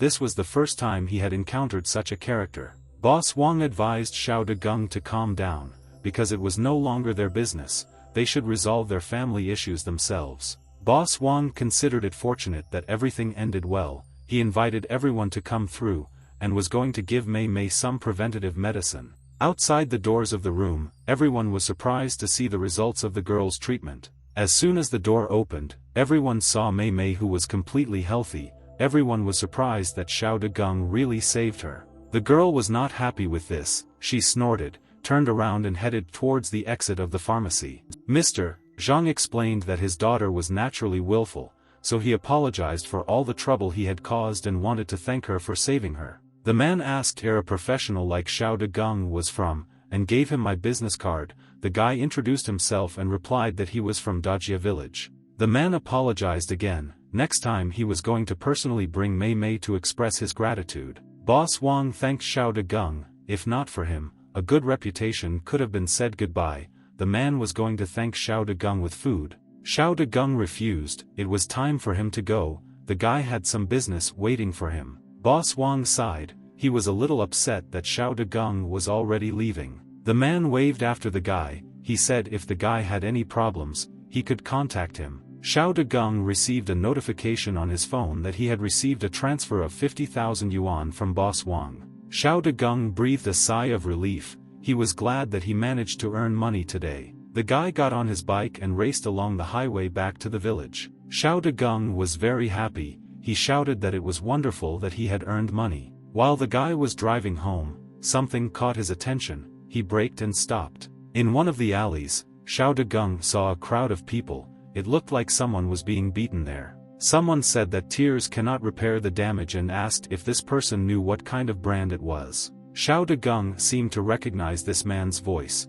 He looked at what was happening in horror. Someone told someone to get up and not pretend they couldn't get up. Xiao Degung tried to make his way through the crowd of people. The guy was shocked by what he saw when he finally pushed aside the crowd of men. It was Zhou Yuyin who shouted at Qiu Xia. She believed that the girl was jealous that she could afford a new phone and decided to break it. Qiu Xia was lying on the ground, all beaten, and Yu Ying's broken phone was next to her. Qiu Xia cried. She made excuses that she didn't break the phone on purpose. The girl didn't want that. At that moment, Qiu Xia was grabbed by her jacket and forcefully pulled towards you. The girl was very scared. Ying asked if the girl thought she could get away with it. She told her to return the money for the phone. Xiao Degung decided to stand up for his friend. He ordered Ying to take his hands off her. The girls were very surprised that Xiao Degung appeared at this moment. They did not expect him to come. Xiao Degung snatched Qiu Xia from Yu Ying's hands and told her to get out of here. Xiao Degung asked if Qiu Xia had hurt herself. The girl was scared and replied that everything was fine. Xiao Degung did not believe his friend's words. He looked at her carefully and excitedly. Qiu Xia had marks on her face from the beatings, and the girl was very upset. Xiao Degung was very angry with Ying. He asked what she was allowing herself to do with her village mongrels. Ying asked why Xiao Degung stood up for Qiu Xia. What did he need here? The girl believed that her illness was gone and there was no reason to be afraid of the guy. She called Xiao Degung pathetic, because after university he couldn't find a job, returned to the village and now imagines himself as a hero. Everyone around him was surprised that he was able to graduate from university. They believed that raising chickens was a waste of resources. Ying added that Qiu Xia also broke her phone and she wants her money back. Xiao Degung asked if the girl remembered the feeling of unbearable itching from the disease. He could arrange it again. Ying didn't understand how Xiao Degung dared to threaten her, whether he was afraid of her father's anger. Xiao Degung asked if there wasn't enough chicken droppings or maybe her brother wanted to be a dog one more time. She couldn't scare him with his father. Ying was shocked. She did not understand what Xiao Degung was talking about. The guy cleared his throat. It was time to get down to business and resolve their conflict. The guy asked how much her phone cost. He was going to pay Qiu Xia instead. Qiu Xia tried to stop him. She said that there was no need to do this. Xiao Degung did not listen and replied that everything was fine. Ying thought that Xiao Degung wanted to show off in front of Qiu Xia and show off a hero. Ying thought that she would let Xiao Degung do this. She was going to tell everything. The girl said that it was a limited edition phone and cost 18,000 yuan. She was sure that Xiao Degung would not be able to afford it. Qiu Xia was shocked. She was sure that the phone cost only 4,000. Ewing said that the guys could ask the store owner for the price. Xiao Degung did not argue with her, he was ready to pay the entire amount. The guy took out his phone. At the same second, Ewing received a notification about the transfer of funds from Xiao Degung. The girl was surprised. She didn't understand where Xiao Degung got that kind of money. He didn't blink when she mentioned that amount. Ewing thought that since the damage had been repaired she had no reason to stay here, she was going to leave. However, Xiao Degung did not intend to let her go so quickly. He stopped the girl. Xiao Degung noticed that it was not just the phone. The girl was very surprised. The guy thought that he still needed to read how much Ewing owed Qiu Xia. The girl got angry. She asked what Xiao Degung was saying, because she already felt sorry for them and he would dare to say such a thing.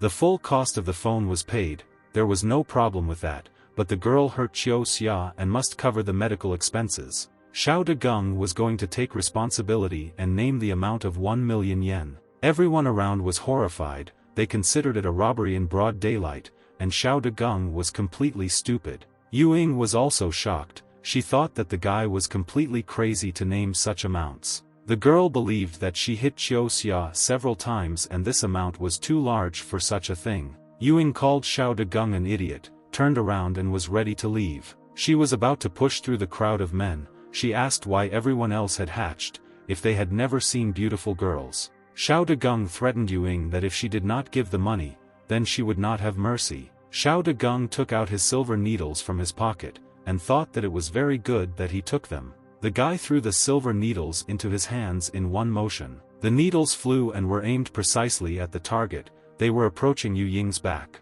The needles dug into the girl's popliteal fossa and settled deep in her muscles. Ewing felt a sharp pain all over her body, as if she had been shocked. The girl could no longer stand on her feet. She fell to her knees with a roar. Everyone around was amazed that Ewing fell so suddenly. No one understood what was happening. The girl's legs did not listen to her. She asked what Xiao Degung did to her. The guy explained that he just used needles to block the nerve endings of her lower extremities. Ewing was angry. She did not understand what to do or how to get out of this situation. Xiao Degung said that these needles should not be touched, otherwise there will be dire consequences. If they are pulled out, she will never be able to walk again. Only Xiao Degung can remove the needles without consequences. Ewing was very scared. She understood that Xiao Degung was not joking. The girl began to ask Xiao Degung for forgiveness. She really wanted him to let her go. He could let the girl go, but he didn't consider it fair if she didn't answer for what she did to Qiu Xia. Ewing was covered in cold fruit. She didn't know what to do to avoid punishment. The girl squeezed Xiao Degung's jacket harder. She wanted to ask him for forgiveness. Qiu Xia did not like this situation. She turned to Xiao Degung and said that perhaps there was no need to do this. Ewing called Xiao Degung brother again and said that she was not that bad and it was just circumstances. Xiao Degung believed that Qiu Xia is a very good person, but this snake needs to be taught a lesson. Xiao Degung said that since Qiu Xia cannot hit Ewing, she must do it herself. The girl was horrified by the punishment ahead of her. She did not know what to do. Xiao Degung advised her to hurry up, because it was better to remove the needles as soon as possible. Ewing really didn't want to do this. She didn't want to be humiliated anymore. Ewing looked at her hand in horror. She didn't know how she could do this in the least painful way. The girl clenched her teeth. This was her only way to be able to walk again. Ewing raised her hand and hit herself on the cheek with her palm. Xiao Degung told her not to forget to apologize when doing this. The girl struck one after another, at which time she apologized to Qiu Xia and said that she was to blame. Xiao Degung was cruel. He told her to hit even harder and not stop.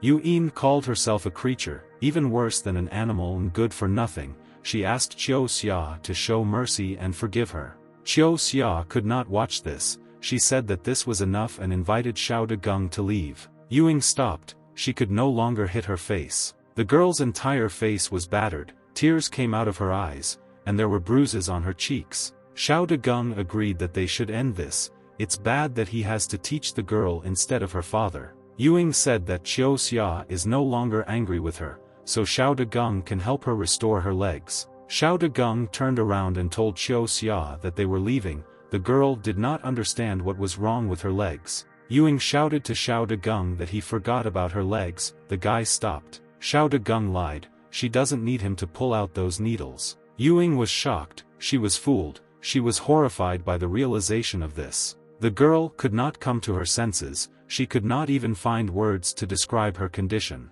At this moment, Ewing fell to the ground, blood gushed out from her mouth, and everyone around her was shocked. They became confused and were about to call an ambulance. Chiu Xia asked how Xiao Degung prevented her legs from moving. Xiao Degung explained that he studied medicine at the university and he closed the special points with needles. To open them, the needles need to be pulled out. Chiu Xia thought this was very cool. She thanked the guy for today and was going to return the money to him in 2 days. Xiao Degung explained that he sold Zhenshen today, so he has enough money. Xiao Degung asked why the girl was in the city. Chiu Xia went to repair her phone, but not before she ran into Ewing. Xiao Degung also needed to buy a new phone, so he suggested that she go to a cell phone store. Xiao Degung grabbed Chiu Xia's hand and dragged her into the store. He wanted to look at their selection. Chiu Xia decided to agree. The guys went into the store together. Yu Tsai stood and smoked on the street. The man was dissatisfied with something. He threw cigarette butts on the ground. There were already a lot of them under his feet. There was someone else standing next to Yu Tsai. Yu Kai's sister just called and said that Xiao Degung is already returning, and he will be here soon. The man who was with him told Yu Tsai not to worry. As soon as his head showed, he was done. There were a lot of mosquitoes flying around the man, which annoyed him incredibly. A man with a menacing look grabbed one of the insects and crushed it with a slight movement of his hand. The man was angry with Xiao Degung because of him they have to feed the mosquitoes here, for which he will have to die. Once he was here, the man was going to deal with him. Xiao Degung would answer for all the troubles he caused to Yu Kai's family. The man told Yu Kai to calm down and not go too far. Yu Kai's mother gave them clear instructions, which they will definitely follow. At that moment, someone called Bao Zi. He turned around in surprise and looked who called him. Another man was running along the road. He said that Xiao Degung was already on his way. Bao Zi had been waiting for this moment for a long time. He thought that Xiao Degung would finally appear. The man finished his last cigarette and picked up the bat. He called his brothers. Their gang included Yu Tsai and 2 other guys, all armed with bats. Bao Zi walked in front of them. He was already impatient to deal with Xiao Degung. At this time, Xiao Degung and Chiu Xia were driving along the road. The girl was holding her hands on the guy. Xiao Degung was incredibly happy. He considered himself lucky and was full of love. Unexpectedly, Xiao Degung saw something right in front of him. The guy stopped. In front of him,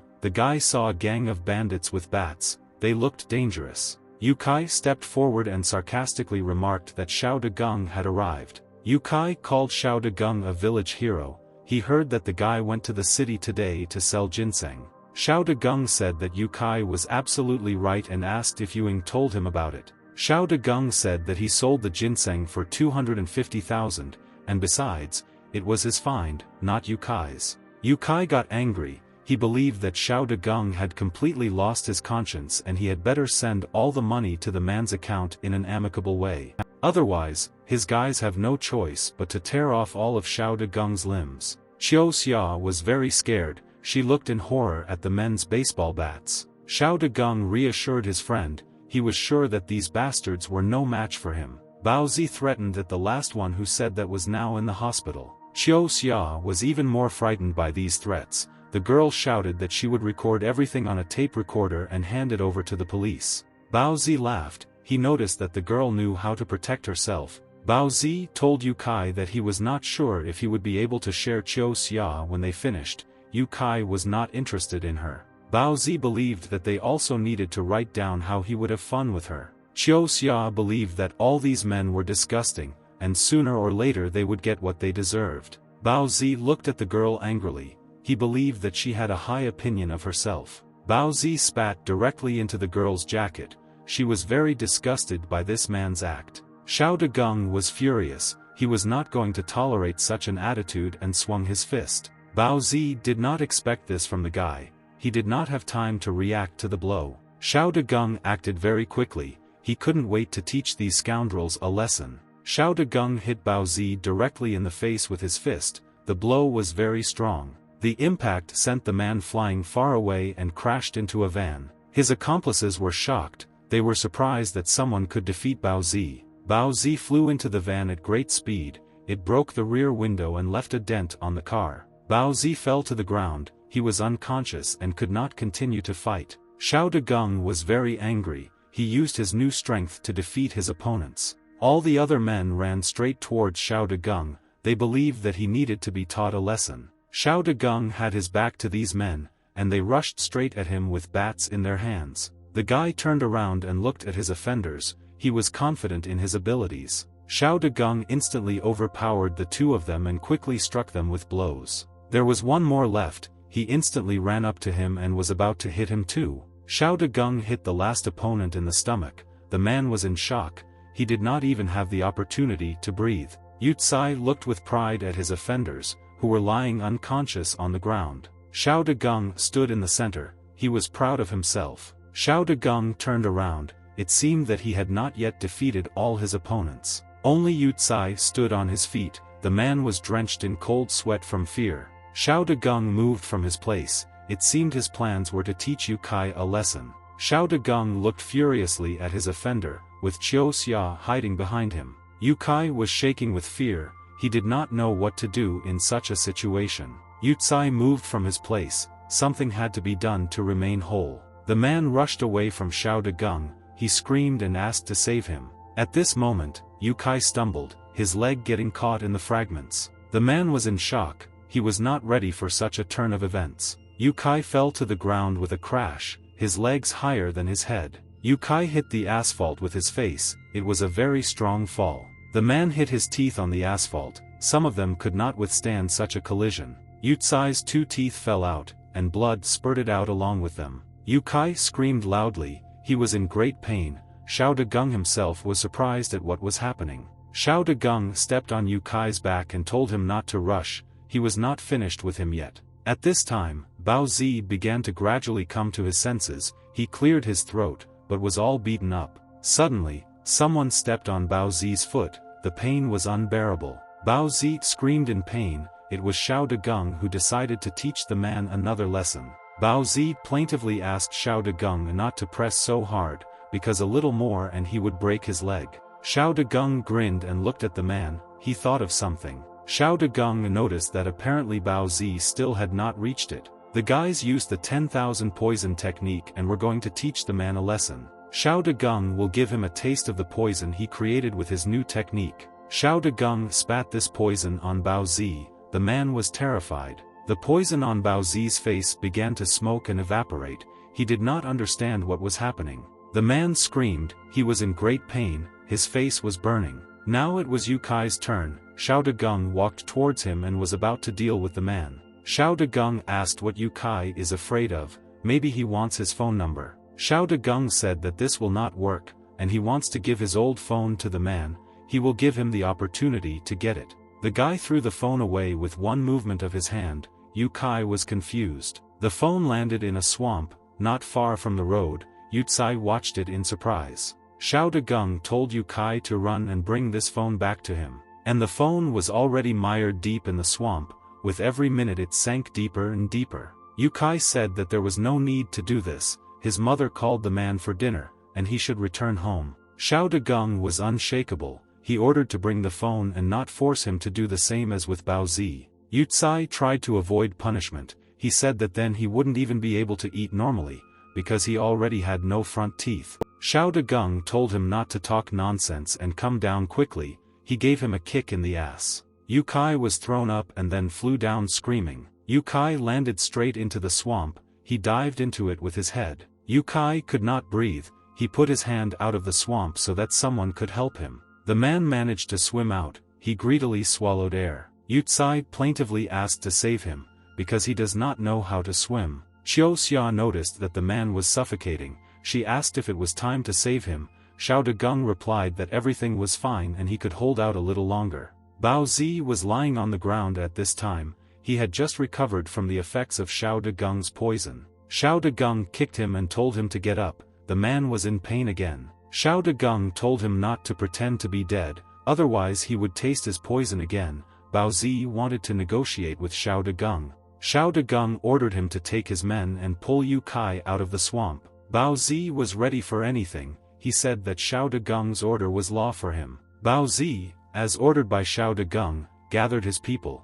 They were going to help Yu Kai. A few moments later, everything happened just as Xiao Dagung wanted. Traces could be seen from the swamp, as if someone was being dragged along the ground. Bao Zi and his men pulled Yu Kai out. He was unconscious. Xiao Dagung was surprised that the man actually reached for the phone. In Yu Kai's hands was Xiao Dagung's mobile phone. Xiao Dagung allowed the man to go and wash himself this time, but if he ever does something like that again, he won't be so kind. Xiao Dagung added that if Bao Zi does not create problems, then maybe in a couple of years his face will return to normal. Bao Zi promised never to run into trouble again. He told his men to quickly thank Xiao Dagung. They all bowed politely. Xiao Dagung thought that this was punishment enough for them. His mission was completed. It was time for Xiao Dagung and Qiu Xia to return home, so they got on their bike and rode along the road. Their offenders politely said goodbye to the guys. Qiu Xia rode on the trunk of Xiao Dagung's bicycle. She held onto it tightly. Qiu Xia was surprised by the guy's skills. She asked when Xiao Dagung became so cool. Xiao Dagung explained that at the university, an old man taught him kung fu for several years. Now he hardly trains, but will soon become the strongest. Qiu Xia asked if he was using the dragon style. Xiao Dagung replied that his technique was much more powerful. The guys were already at the village. Xiao Dagung was going to take the girl home. Xiao Dagung, as promised, drove Qiu Xia home. It was already evening outside. Xiao Dagung waved to the girl and advised her to return home quickly. Qiu Xia also said goodbye to the guy. Xiao Dagung was very happy that he and Qiu Xia were getting closer. Qiu Xia turned around and walked towards her home. Xiao Dagung thought that this was very good. At this rate, Xiao Dagung will soon be able to woo Qiu Xia. Meanwhile, unusual events took place at the foot of Mount Nu Tao. Zhou Ba Pai was there. The man was walking somewhere. Zhou Ba Pai was very tired. Sweat appeared on his face, and several men with cases followed him. Zhou Ba Pai wondered how much time had already passed and why Yu Kai was still not there. At that moment, Zhou Ba Pai saw something that shocked him. Far away along the village road, someone was riding a bicycle and approaching the mountain. Zhou Ba Pai and the rest of his people looked into the distance in surprise, not understanding who it was. Xiao Dagung was driving along the road. He happily hummed something under his breath and was very happy. Zhou Ba Pai was shocked because Yu Kai had to deal with Xiao Dagung, and he was still quietly driving around the streets. The man believed that his son, an idiot, could not be trusted with anything. He would have to take up the matter himself. Zhou Ba Pai moved from his place and walked towards the guy. He was going to deal with him. The two men who were with him were very surprised. They did not understand what their boss was up to. Zhou Ba Pai was full of determination. He approached Xiao Dagung menacingly. Xiao Dagung was very surprised. He did not expect to see anyone on his way home. Zhou Ba Pai quickly ran straight towards Xiao Dagung. He looked very angry. Xiao Dagung didn't understand what the man was doing here, or how he ended up right in front of him. Xiao Dagung was driving straight at him. He did not understand what Zhou Ba Pai was doing and shouted at him to stop. Zhou Ba Pai ran straight to the front wheel of Xiao Dagung's bicycle and made strange noises. The man instantly fell to the ground and curled up. Xiao Dagung did not understand what was happening. Zhou Ba Pai began to pretend. He asked why Xiao Dagung was not looking where he was going. He pretended to be hit. Xiao Dagung must give him the money today. Xiao Dagung asked how old the man is, that he still plays these games, what kind of kindergarten. Zhou Ba Pai once again repeated that he would not leave Xiao Dagung alone if he did not give him the money today. The man ordered his two assistants to help him quickly, because he had been shot down. The two men quickly ran up to Zhou Ba Pai and helped him stand up. They began to play along with him. Xiao Dagung believed that acting was something their family needed and asked if the man could play a dog as well as his son. Zhou Ba Pai shouted that there were no more games. He picked up the suitcase. The suitcase contained the poison of Nyotu Mountain. At first he wanted to sell it to the pharmacy, but it would be better to use it here on Xiao Dagung. The guy should have transferred the money to him immediately to avoid this. Xiao Dagung asked if the man really needed this money. Zhou Ba Pai opened the case. It contained many poisonous creatures, spiders, scorpions, and even a huge snake. Zhou Ba Pai said that they are from the same village and therefore he also does not want the situation to get out of control, so Xiao Dagung must quickly transfer the money and the problem will be solved. Xiao Dagung said that his phone was with Yu Kai and he couldn't do it. Zhou Ba Pai was surprised that Xiao Dagung saw his son. He was interested in where he was now. At that moment, someone was approaching them on a motorcycle, and the roar of the engine was heard. Xiao Dagung turned around to see who was approaching them. It was just Yu Tsai. Yu Kai looked unwell, he was missing his 2 front teeth, and he loudly called for his father. Zhao Ba Pai ran up to him and asked if his son had Xiao Dagung's phone number. He needed to transfer money quickly. Yu Kai replied that he did not have the guy's phone number. He was very embarrassed. Xiao Dagung asked how this could be, since he himself threw it to Yu Kai, so he should have it. Zhou Ba Pai grabbed his son and began to search him. Yu Tsai shouted and did not want this. Zhou Ba Pai found Xiao Dagung's old phone in one of the pockets of Yu Kai's jacket. Zhou Ba Pai was angry that his son did not immediately tell him about the phone. Yu Kai wanted to explain everything first.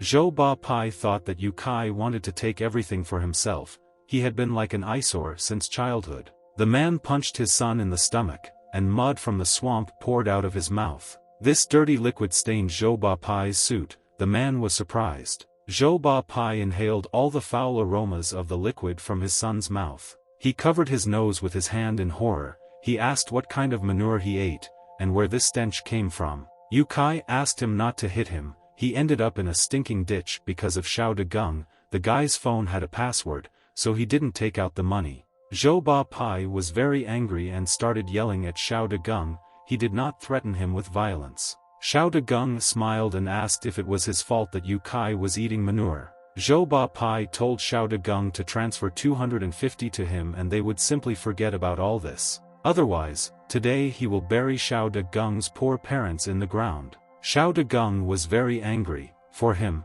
threats against his parents were unacceptable. Xiao Dagung was going to teach Zhou Ba Pai a lesson once and for all. Xiao Dagung angrily rushed towards the man and said that the guy would bury him today. Zhou Ba Pai did not expect this from Xiao Dagung. He tensed. Xiao Dagung quickly ran up to the man and punched him in the jaw. The blow was very strong. The man flew into the air. Blood gushed from his mouth. Zhou Ba Pai flew far to the side. He was unconscious. Yu Tsai was worried about his father. He ran to his aid. Xiao Dagung landed on the ground. Zhou Ba Pai's people were shocked by what they saw. They didn't recognize Xiao Dagung. They would never have thought that the guy was capable of such a thing. Xiao Dagung was confident in his abilities and managed to teach his opponent a lesson. Yu Tsai ran up to his father. He asked how he was feeling and said that he should not die, otherwise who would support the man. Zhou Ba Pai hit his son in the face. He was not dying, and believed that Yu Kai was completely crazy. Zhou Ba Pai was very angry with Xiao Dagung. He was shaking with anger and was about to take revenge. The man stood up and pushed himself off the ground. It looked like he was about to attack. Xiao Dagung was not afraid of him at all. He calmly watched as the man flew towards him. The guy was very surprised when Zhou Ba Pai ran past him. Xiao Dagung turned around and looked where Zhou Ba Pai was running. The man was heading towards his suitcase with poisonous creatures. He took it in his hands and was about to open it. Zhou Ba Pai threatened Xiao Dagung that he would no longer live. Zhou Ba Pai and Yu Kai's subordinates were shocked by what was happening. They did not know what was about to happen. Zhou Ba Pai opened his suitcase and thousands of poisonous creatures fell out. They were varied: snakes, centipedes, spiders and toads. Zhou Ba Pai's people decided that things were bad and they needed to run away from here. The poisonous creatures fell onto Xiao Dagung's shoulder. Several more spiders and centipedes crawled up to the guy's leg. The snake landed directly on Xiao Dagung's head and wrapped itself around it. Xiao Dagung was completely calm. There was not a drop of fear on his face. Zhou Ba Pai laughed evilly. He read that once his poison kills the guy, he will take all his money. Xiao Dagung coldly asked if the man was too early to rejoice. Zhou Ba Pai would be shocked. He did not understand why the poison did not work.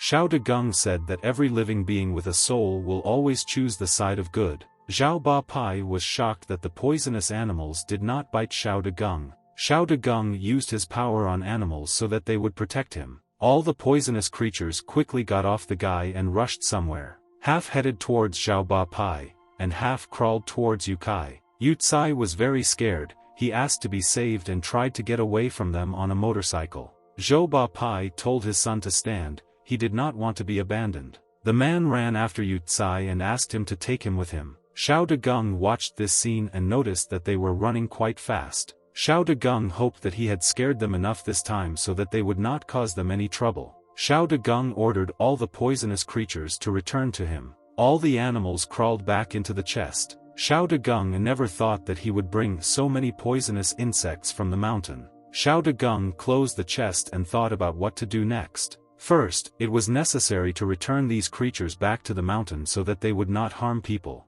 Xiao Dagung was about to bring the chest of poisonous creatures back to the mountain. The guy got tired, he dragged him to the foot of the mountain. Xiao Dagung decided that he should just put these poisons in the middle of the sloped mountain. At that moment, something caught the guy's attention and he heard strange sounds. Xiao Dagung looked up. On the tree directly above him, a white snake circled a branch. The snake relieved itself on a branch and screamed loudly. Xiao Dagung looked at the animal's excrement with disgust. It almost fell on him. Xiao Dagung knew that there was a technique for producing poisons and growing plant medicinal raw materials. These experiments could be useful for making one of the fertilizers for growing medicinal plants. If this fertilizer is used in agriculture, perhaps it will exhibit some miraculous properties. Xiao Dagung began collecting excrement and believed that other ingredients needed to be found. Some time passed, an owl was sitting on a tree branch. Xiao Dagung, as planned, found all the necessary ingredients for this fertilizer and collected them on a napkin.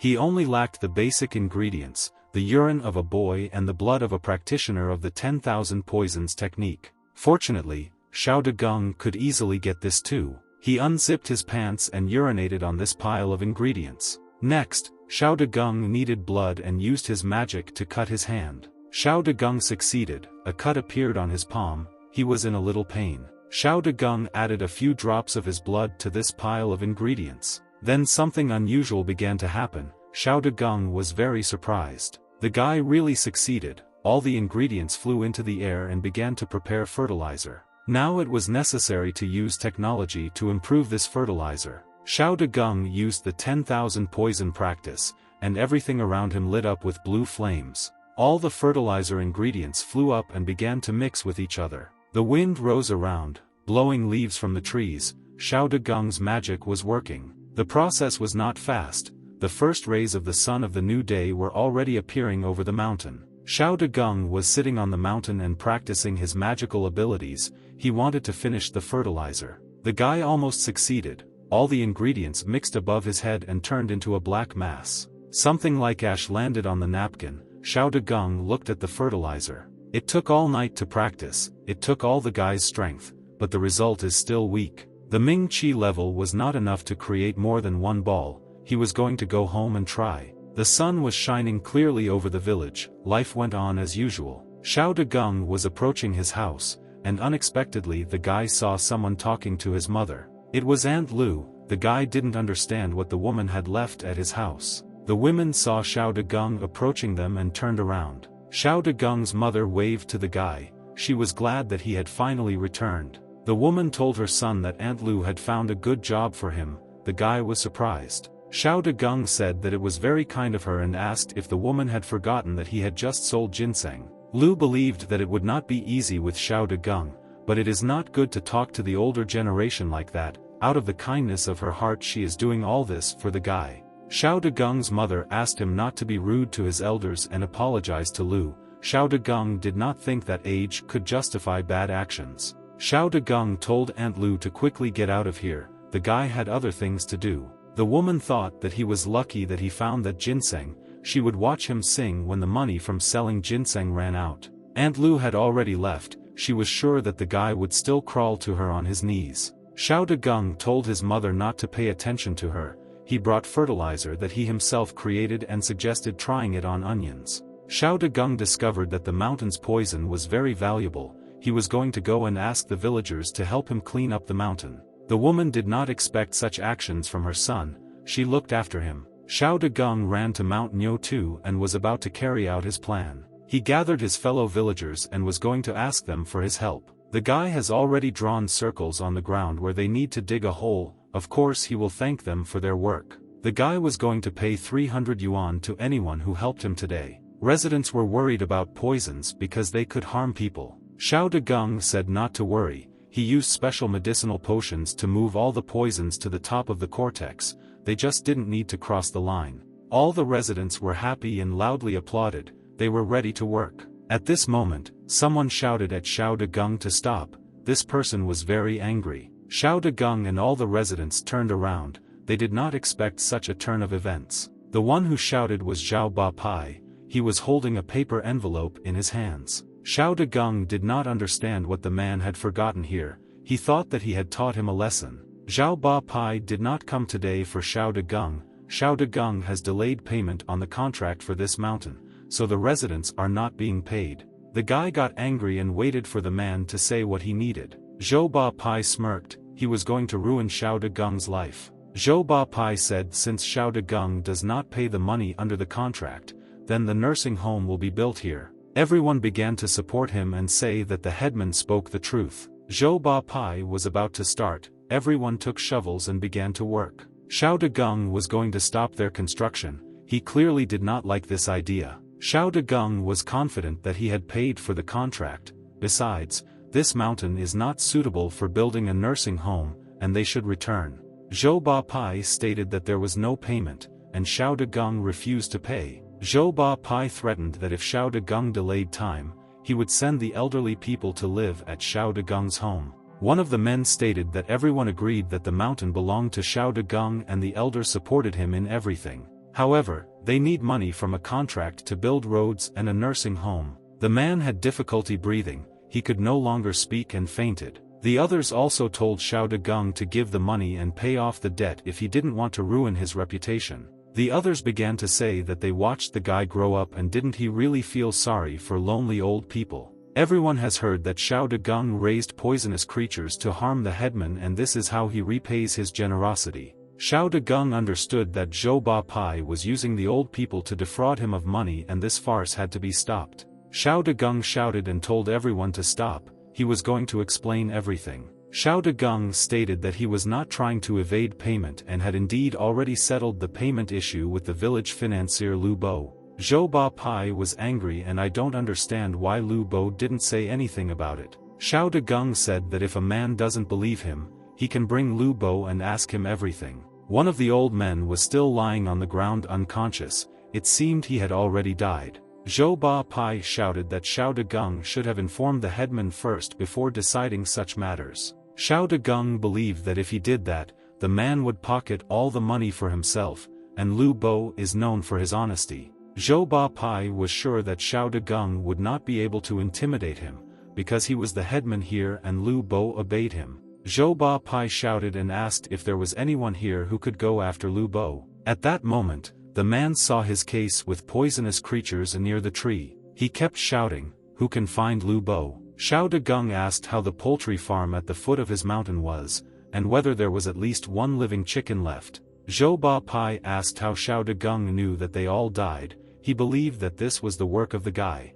At this moment, the argument was interrupted by a loud scream. Xiao Dagung turned around and realized that things were bad. One of the villagers was lying next to the tree. Poisonous creatures from the case were located all over his body. Xiao Dagung forgot to deal with these poisons, and now they were attacking people. All the residents were afraid of these poisonous creatures. They began to run away. Zhao Ba Pai laughed because a person suffered because of Xiao Dagung. Xiao Dagung decided to use a low-level anti-poison technique to save the man. At that same second, all the poisonous creatures crawled away from the man. He was unconscious. All the residents noticed that the creatures listened to Xiao Dagung, and it was his doing. It was he who sent the creatures. Xiao Dagung at this time used his power to help old man Lu, because he was covered in blood. All the residents screamed and believed that they should quickly call his wife. Xiao Dagung was concentrated. He was very worried about the man's fate and wanted to help him. He had been bitten in more than one place,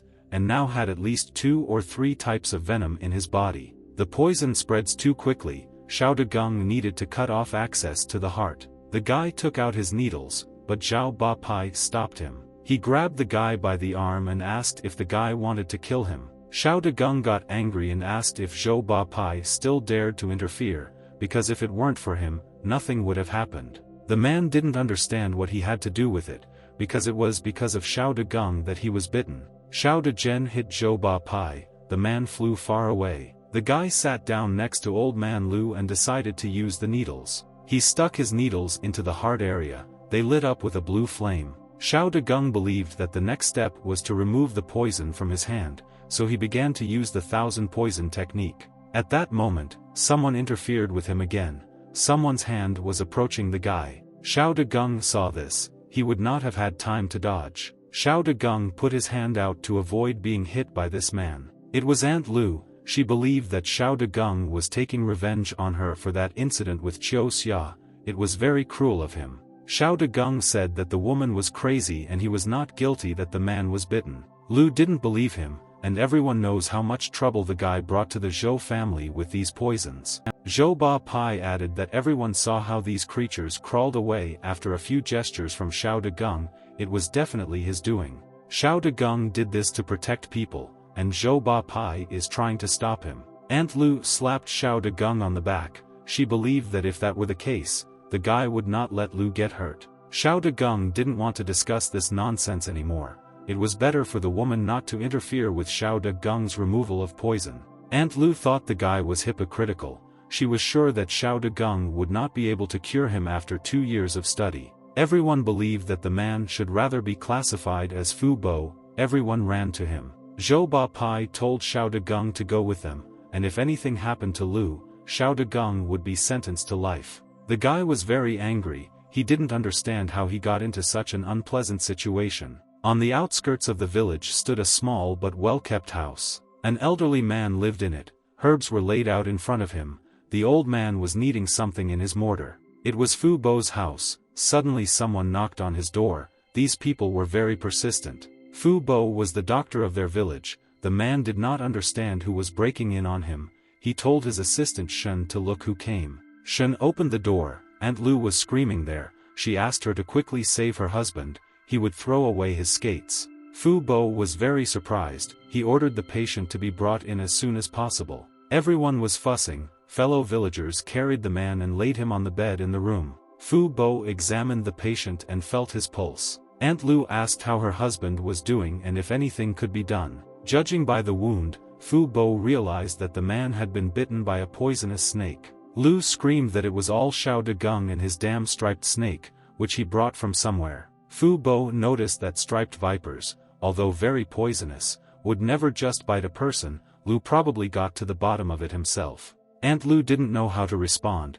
She still considered Xiao Degung to be guilty. The snake's venom is fatal, and it looks like the man was bitten by someone else. Fortunately, he was given first aid. Fu Bo examined his patient again. He began to think about how to help him. Fu Bo asked who placed the needles in the man's heart area. The woman looked at her husband's body angrily. She remembered Xiao Degung's tricks. Aunt Lu said that Xiao Degung himself placed them, and he imagined himself to be a doctor. She reached out to pull out the needles. Fu Bo screamed and tried to stop Aunt Lu. However, he was too late. With one movement of her hand, the woman pulled out all the needles from Lu's body. Fu Bo was terrified. These needles could not be pulled out. Fu Bo shouted at Aunt Lu. He was sure that she could kill him with this. Fu Bo told the woman to see what she had done. The man was very upset. Aunt Lu looked at her husband. She was shocked by what she saw. Lu's condition immediately worsened. He began to writhe in pain and scream loudly. Aunt Lu was terrified.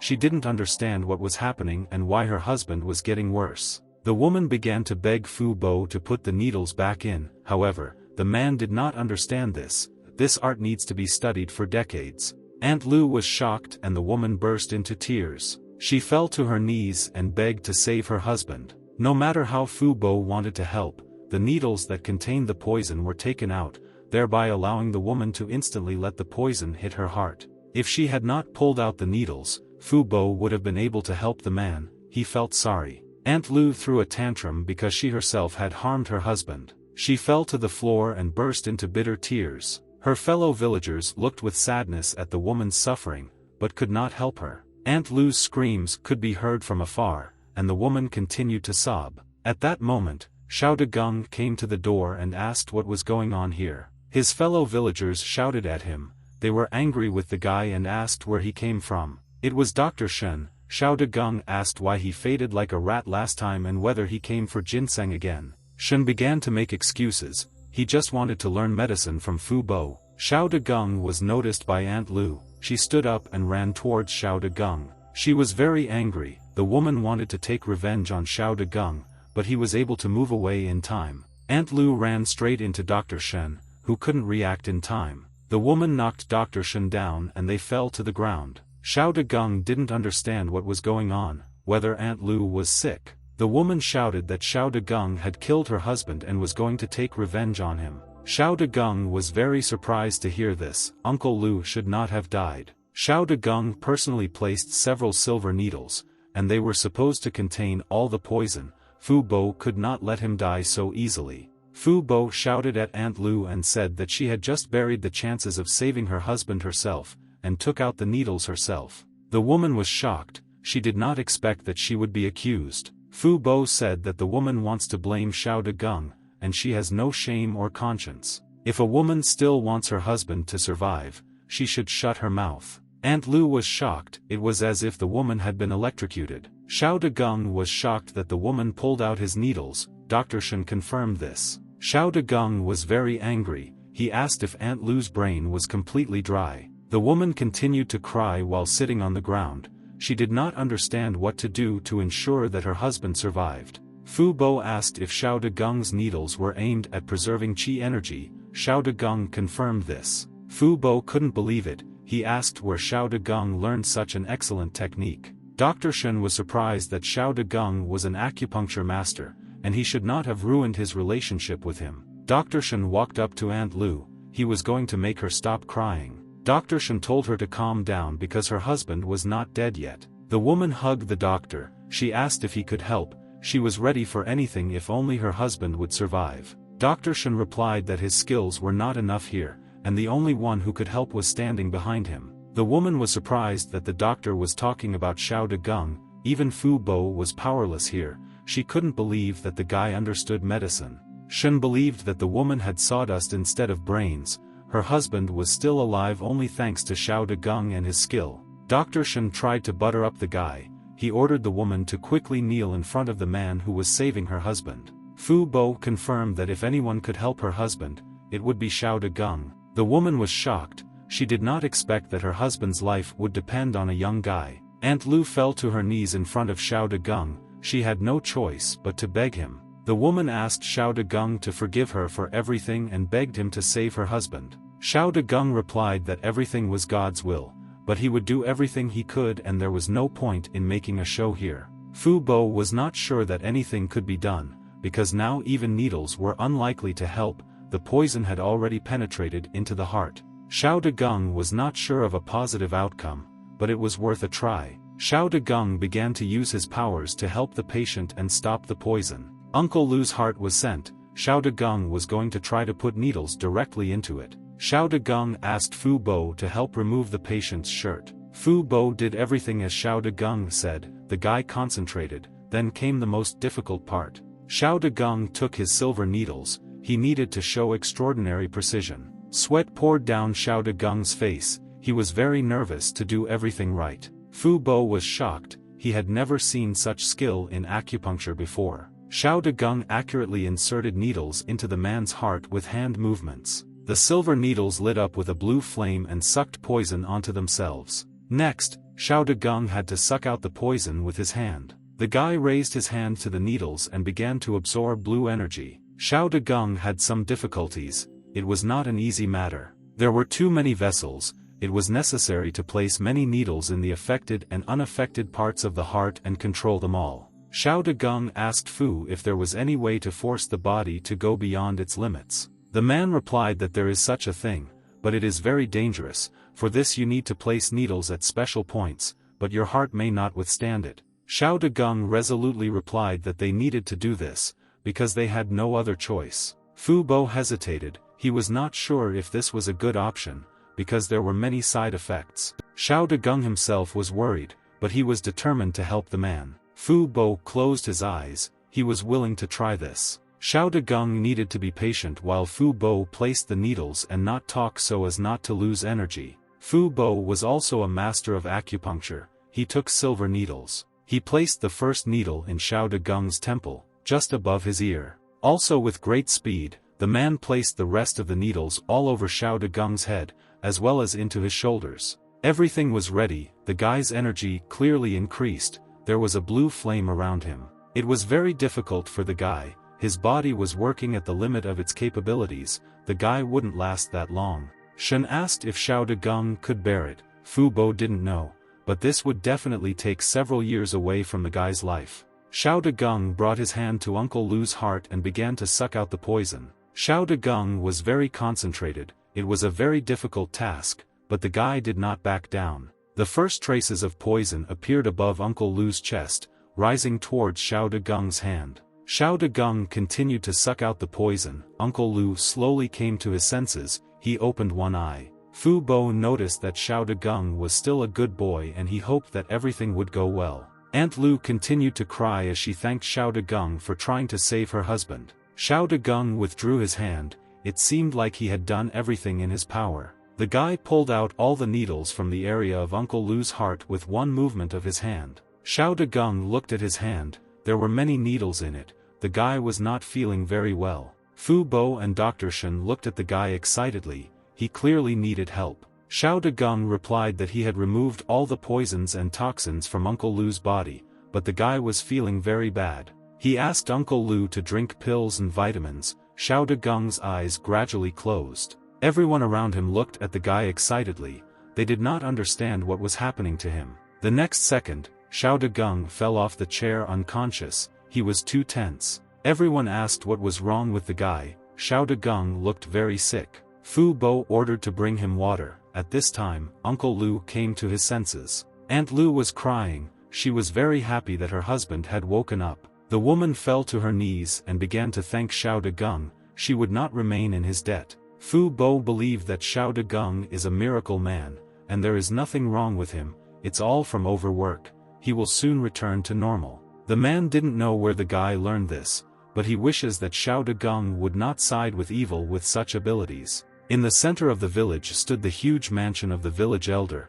it was a clear sunny day. Yu Kai was talking to someone on the phone, his parents went somewhere, so today they are hanging out, the man said to call everyone. Yu Tsai was sitting in the middle of his room in women's clothes, he told him not to forget to call the girls. Yu Tsai was angry that there would be no girls, but quickly calmed down, he was looking forward to the party. Yu Kai went out into the yard and entered his poultry farm, he took one rooster by the neck. The guy put the rooster in a black bag and walked home humming something to himself on the tray. Yu Kai slowly walked through the streets of the village, carrying his booty in his hands. At this moment, something caught Yu Kai's attention, he stopped and looked to the side. Before his eyes was Qiu Xia's house.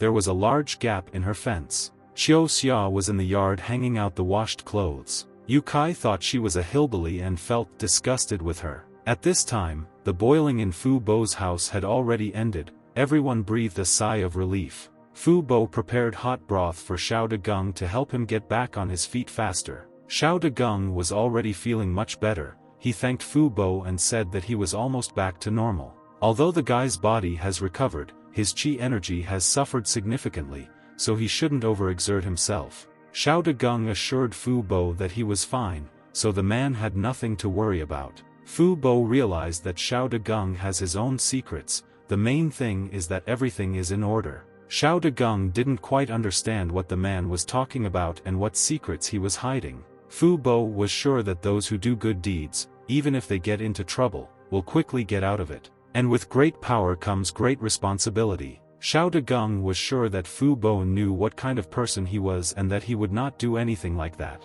The man thought that if the guy understood everything himself, then he could be calm. Fu Bo began to point out Xiao Dagung's mistakes in acupuncture, the installation of needles was lame and he also lacked knowledge about the hidden potential of the human body. Xiao Dagung explained that he had not studied this at all, and medicine is too voluminous a science, he is as far away from mastery as the moon. Fu Bo was shocked, Xiao Dagung really had incredible abilities. The man thought this was great and this was his chance. Fu Bo was about to propose to Xiao Dagung, the guy didn't understand what was happening at all. Fu Bo invited Xiao Dagung to become his student, then he could teach him everything. The man was going to pass on his knowledge to the guy, and in a few years the guy would be able to become the greatest doctor of all time. Xiao Dagung was shocked by this proposal. He did not expect it at all. The man did not understand why Xiao Dagung was hesitating, because even during the war, wounded soldiers were constantly brought to him,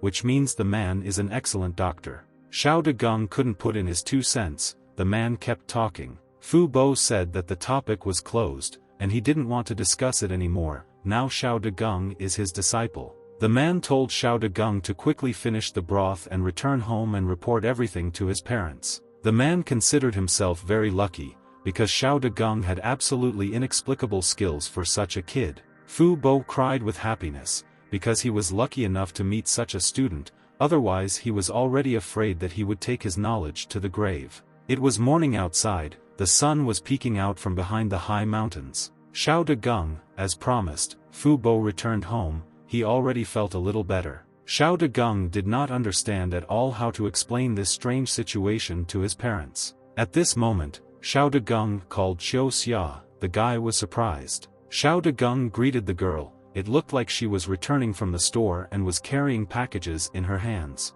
The girl heard that Xiao Dagung saved Uncle Lu yesterday and then fainted. Xiao Dagung said that everything is fine. In the evening, the girl was going to cook something delicious. She invited Xiao Dagung to come to her and at the same time improve his health. Xiao Dagung was overjoyed and agreed to Qiu Xia's proposal. The guys said goodbye. They agreed to meet that evening. Xiao Dagung was already flying in the clouds. He was deeply in love with Qiu Xia. At this time, there were gatherings somewhere, and there were alcohol bottles and cigarette butts lying on the ground. It was Yu Tsai sitting with his friends. They were drinking beer and talking. One of the guys heard that Yu Tsai had some upstart and his name seemed to be Xiao Dagung. Yu Kai was already drunk. He asked if Xiao Dagung had bothered his friend with something. The young man didn't know him. He was just wondering who was at enmity with Yu Tsai. The guy started laughing with the name Xiao Dagung. He had strange associations with him. Everyone started laughing at this and thought Xiao Dagung was a hillbilly. Yu Tsai drank another bottle of beer to the bottom in one gulp. The guy was already drunk. He placed the bottle on the table with a crash. The man was angry. Yu Kai was determined to rein in Xiao Dagung sooner or later. His friend heard that Xiao Dagung threw Yu Kai into some kind of slop pit. Another friend also started laughing. He asked why Yu Kai was blushing. Was it all true? Yu Tsai got angry. He jumped up from the table. He was tired of it all. Yu Kai stated that he himself fell into this pit by accident. He was going to soon force Xiao Dagung to change his name. Yu Tsai got up from the table and left his friends. The guys tried to stop him. It was already evening. The sun had hidden behind the horizon. Clouds were floating across the sky. Yu Kai staggered through the village in a drunken state. He was angry with Xiao Dagung. Rumors about Yu Tsai had already spread to other villages. He was going to take revenge on the guy. At that moment, Yu Tsai heard some pleasant smell. He was surprised and decided to find out where it came from. The smell was coming from Qiu Xia's house. The girl was preparing dinner. Qiu Xia prepared many delicious dishes. They were all already on the table, waiting for Xiao Dagung. Yu Tsai was surprised and didn't understand why it smelled so good. Yu Kai entered Qiu Xia's courtyard and looked around. He realized that this courtyard where Qiu Xia lives, there are washed things everywhere around. He read that this collective farmer dresses like a sack of potatoes, and her panties turn out to be beautiful. He's never worn anything like that before. Yu Kai tore off the girl's underwear. It was a little small for him. The guy was going to steal them. Yu Kai looked around. He was going to take a few more sets of underwear with him. They were not cheap. At this moment, Yu Kai pushed one of the beams in the courtyard. The stick fell to the floor with a loud thump. Yu Kai was scared. Qiu Xia heard this sound. She thought that Xiao Dagung had come to her for dinner. The girl looked out into the yard and was stunned by what she saw. In the middle of her courtyard, Yu Kai stood holding many sets of girl underwear in his hands. Qiu Xia ordered to put her things in place and get out, otherwise she would call for help. Yu Tsai believed that nothing would work out for the girl, because his father is the head of the village. Yu Kai didn't know that Qiu Xia cooked so deliciously, because she also had alcohol in the house, and he just wanted to drink. Qiu Xia tried to stop Yu Kai, but the guy pushed her away and went into the house. Yu Kai insulted Qiu Xia. He told her to come here and have a drink with him. The guy sat down at the table. Qiu Xia sent Yu Kai to hell. When Xiao De Gung comes, he will knock out the guy's last teeth. Yu Kai got angry when he heard about Xiao De Gung.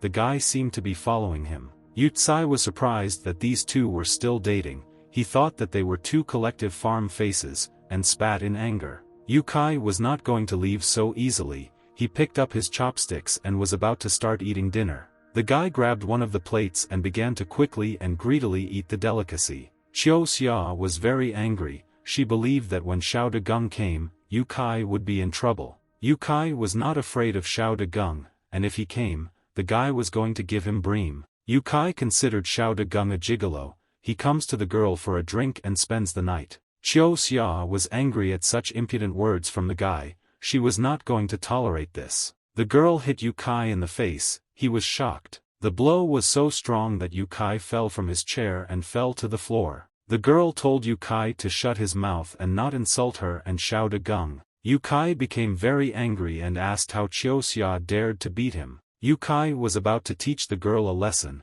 He stood up and began to quickly run towards her. Qiu Xia tried to fight back. She told him not to come near her. The girl began to use her nails. She made several quick and sharp movements. Qiu Xia scratched Yu Kai's face, leaving deep marks on it. Yu Kai screamed in pain. He did not expect such a rebuff from the girl. Yu Kai grabbed his face and shouted that he was in pain and that the girl was crazy. Yu Kai attacked her. He threatened to kill Qiu Xia. The girl tried with all her might to fight off Yu Tsai. She grabbed him by the hair. Yu Tsai tried to harm the girl. He was drunk, and attacked her. Yu Kai tried to grab the girl's hands and prevent her from moving, but Qiu Xia was able to break free and grab the guy's shirt. She pulled on the shirt, the buttons came off and it fell open. When the shirt opened, underneath was underwear with an unusual inscription. Yu Kai felt embarrassed. No one should have seen this. It was a secret. Qiu Xia was shocked. She did not expect that the guy had such perverted preferences.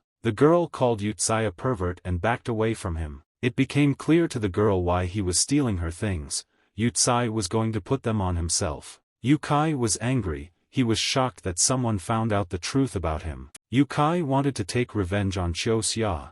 He swung his leg at her and was about to hit her. The guy hit the girl in the face. She flew out the door into her yard. Qiu Xia was unconscious and landed on the ground and was hit hard. Qiu Xia lay in her yard as blood slowly began to flow out of her head. Yu Tsai realized what he had done. The guy was very scared. He approached the girl and started kicking her. He told her to stop pretending. Qiu Xia was still lying unconscious. The pool of blood under her was growing. Yu Tsai was very scared. He did not understand what to do now. Yu Tsai seriously thought that he had killed a man. The guy was covered in cold sweat. From such a shock, Yu Tsai fell to the ground. He shouted that it was not he who did all this. Yu Tsai decided to run away. He shouted that the girl fell herself and it was all her fault. Yu Kai ran out through the gap in Qiu Xia's fence. He tried to escape unnoticed. A second later, Yu Kai was no longer in the yard. The girl lay unconscious on the ground. Xiao De Gung was already on his way to dinner with Qiu Xia.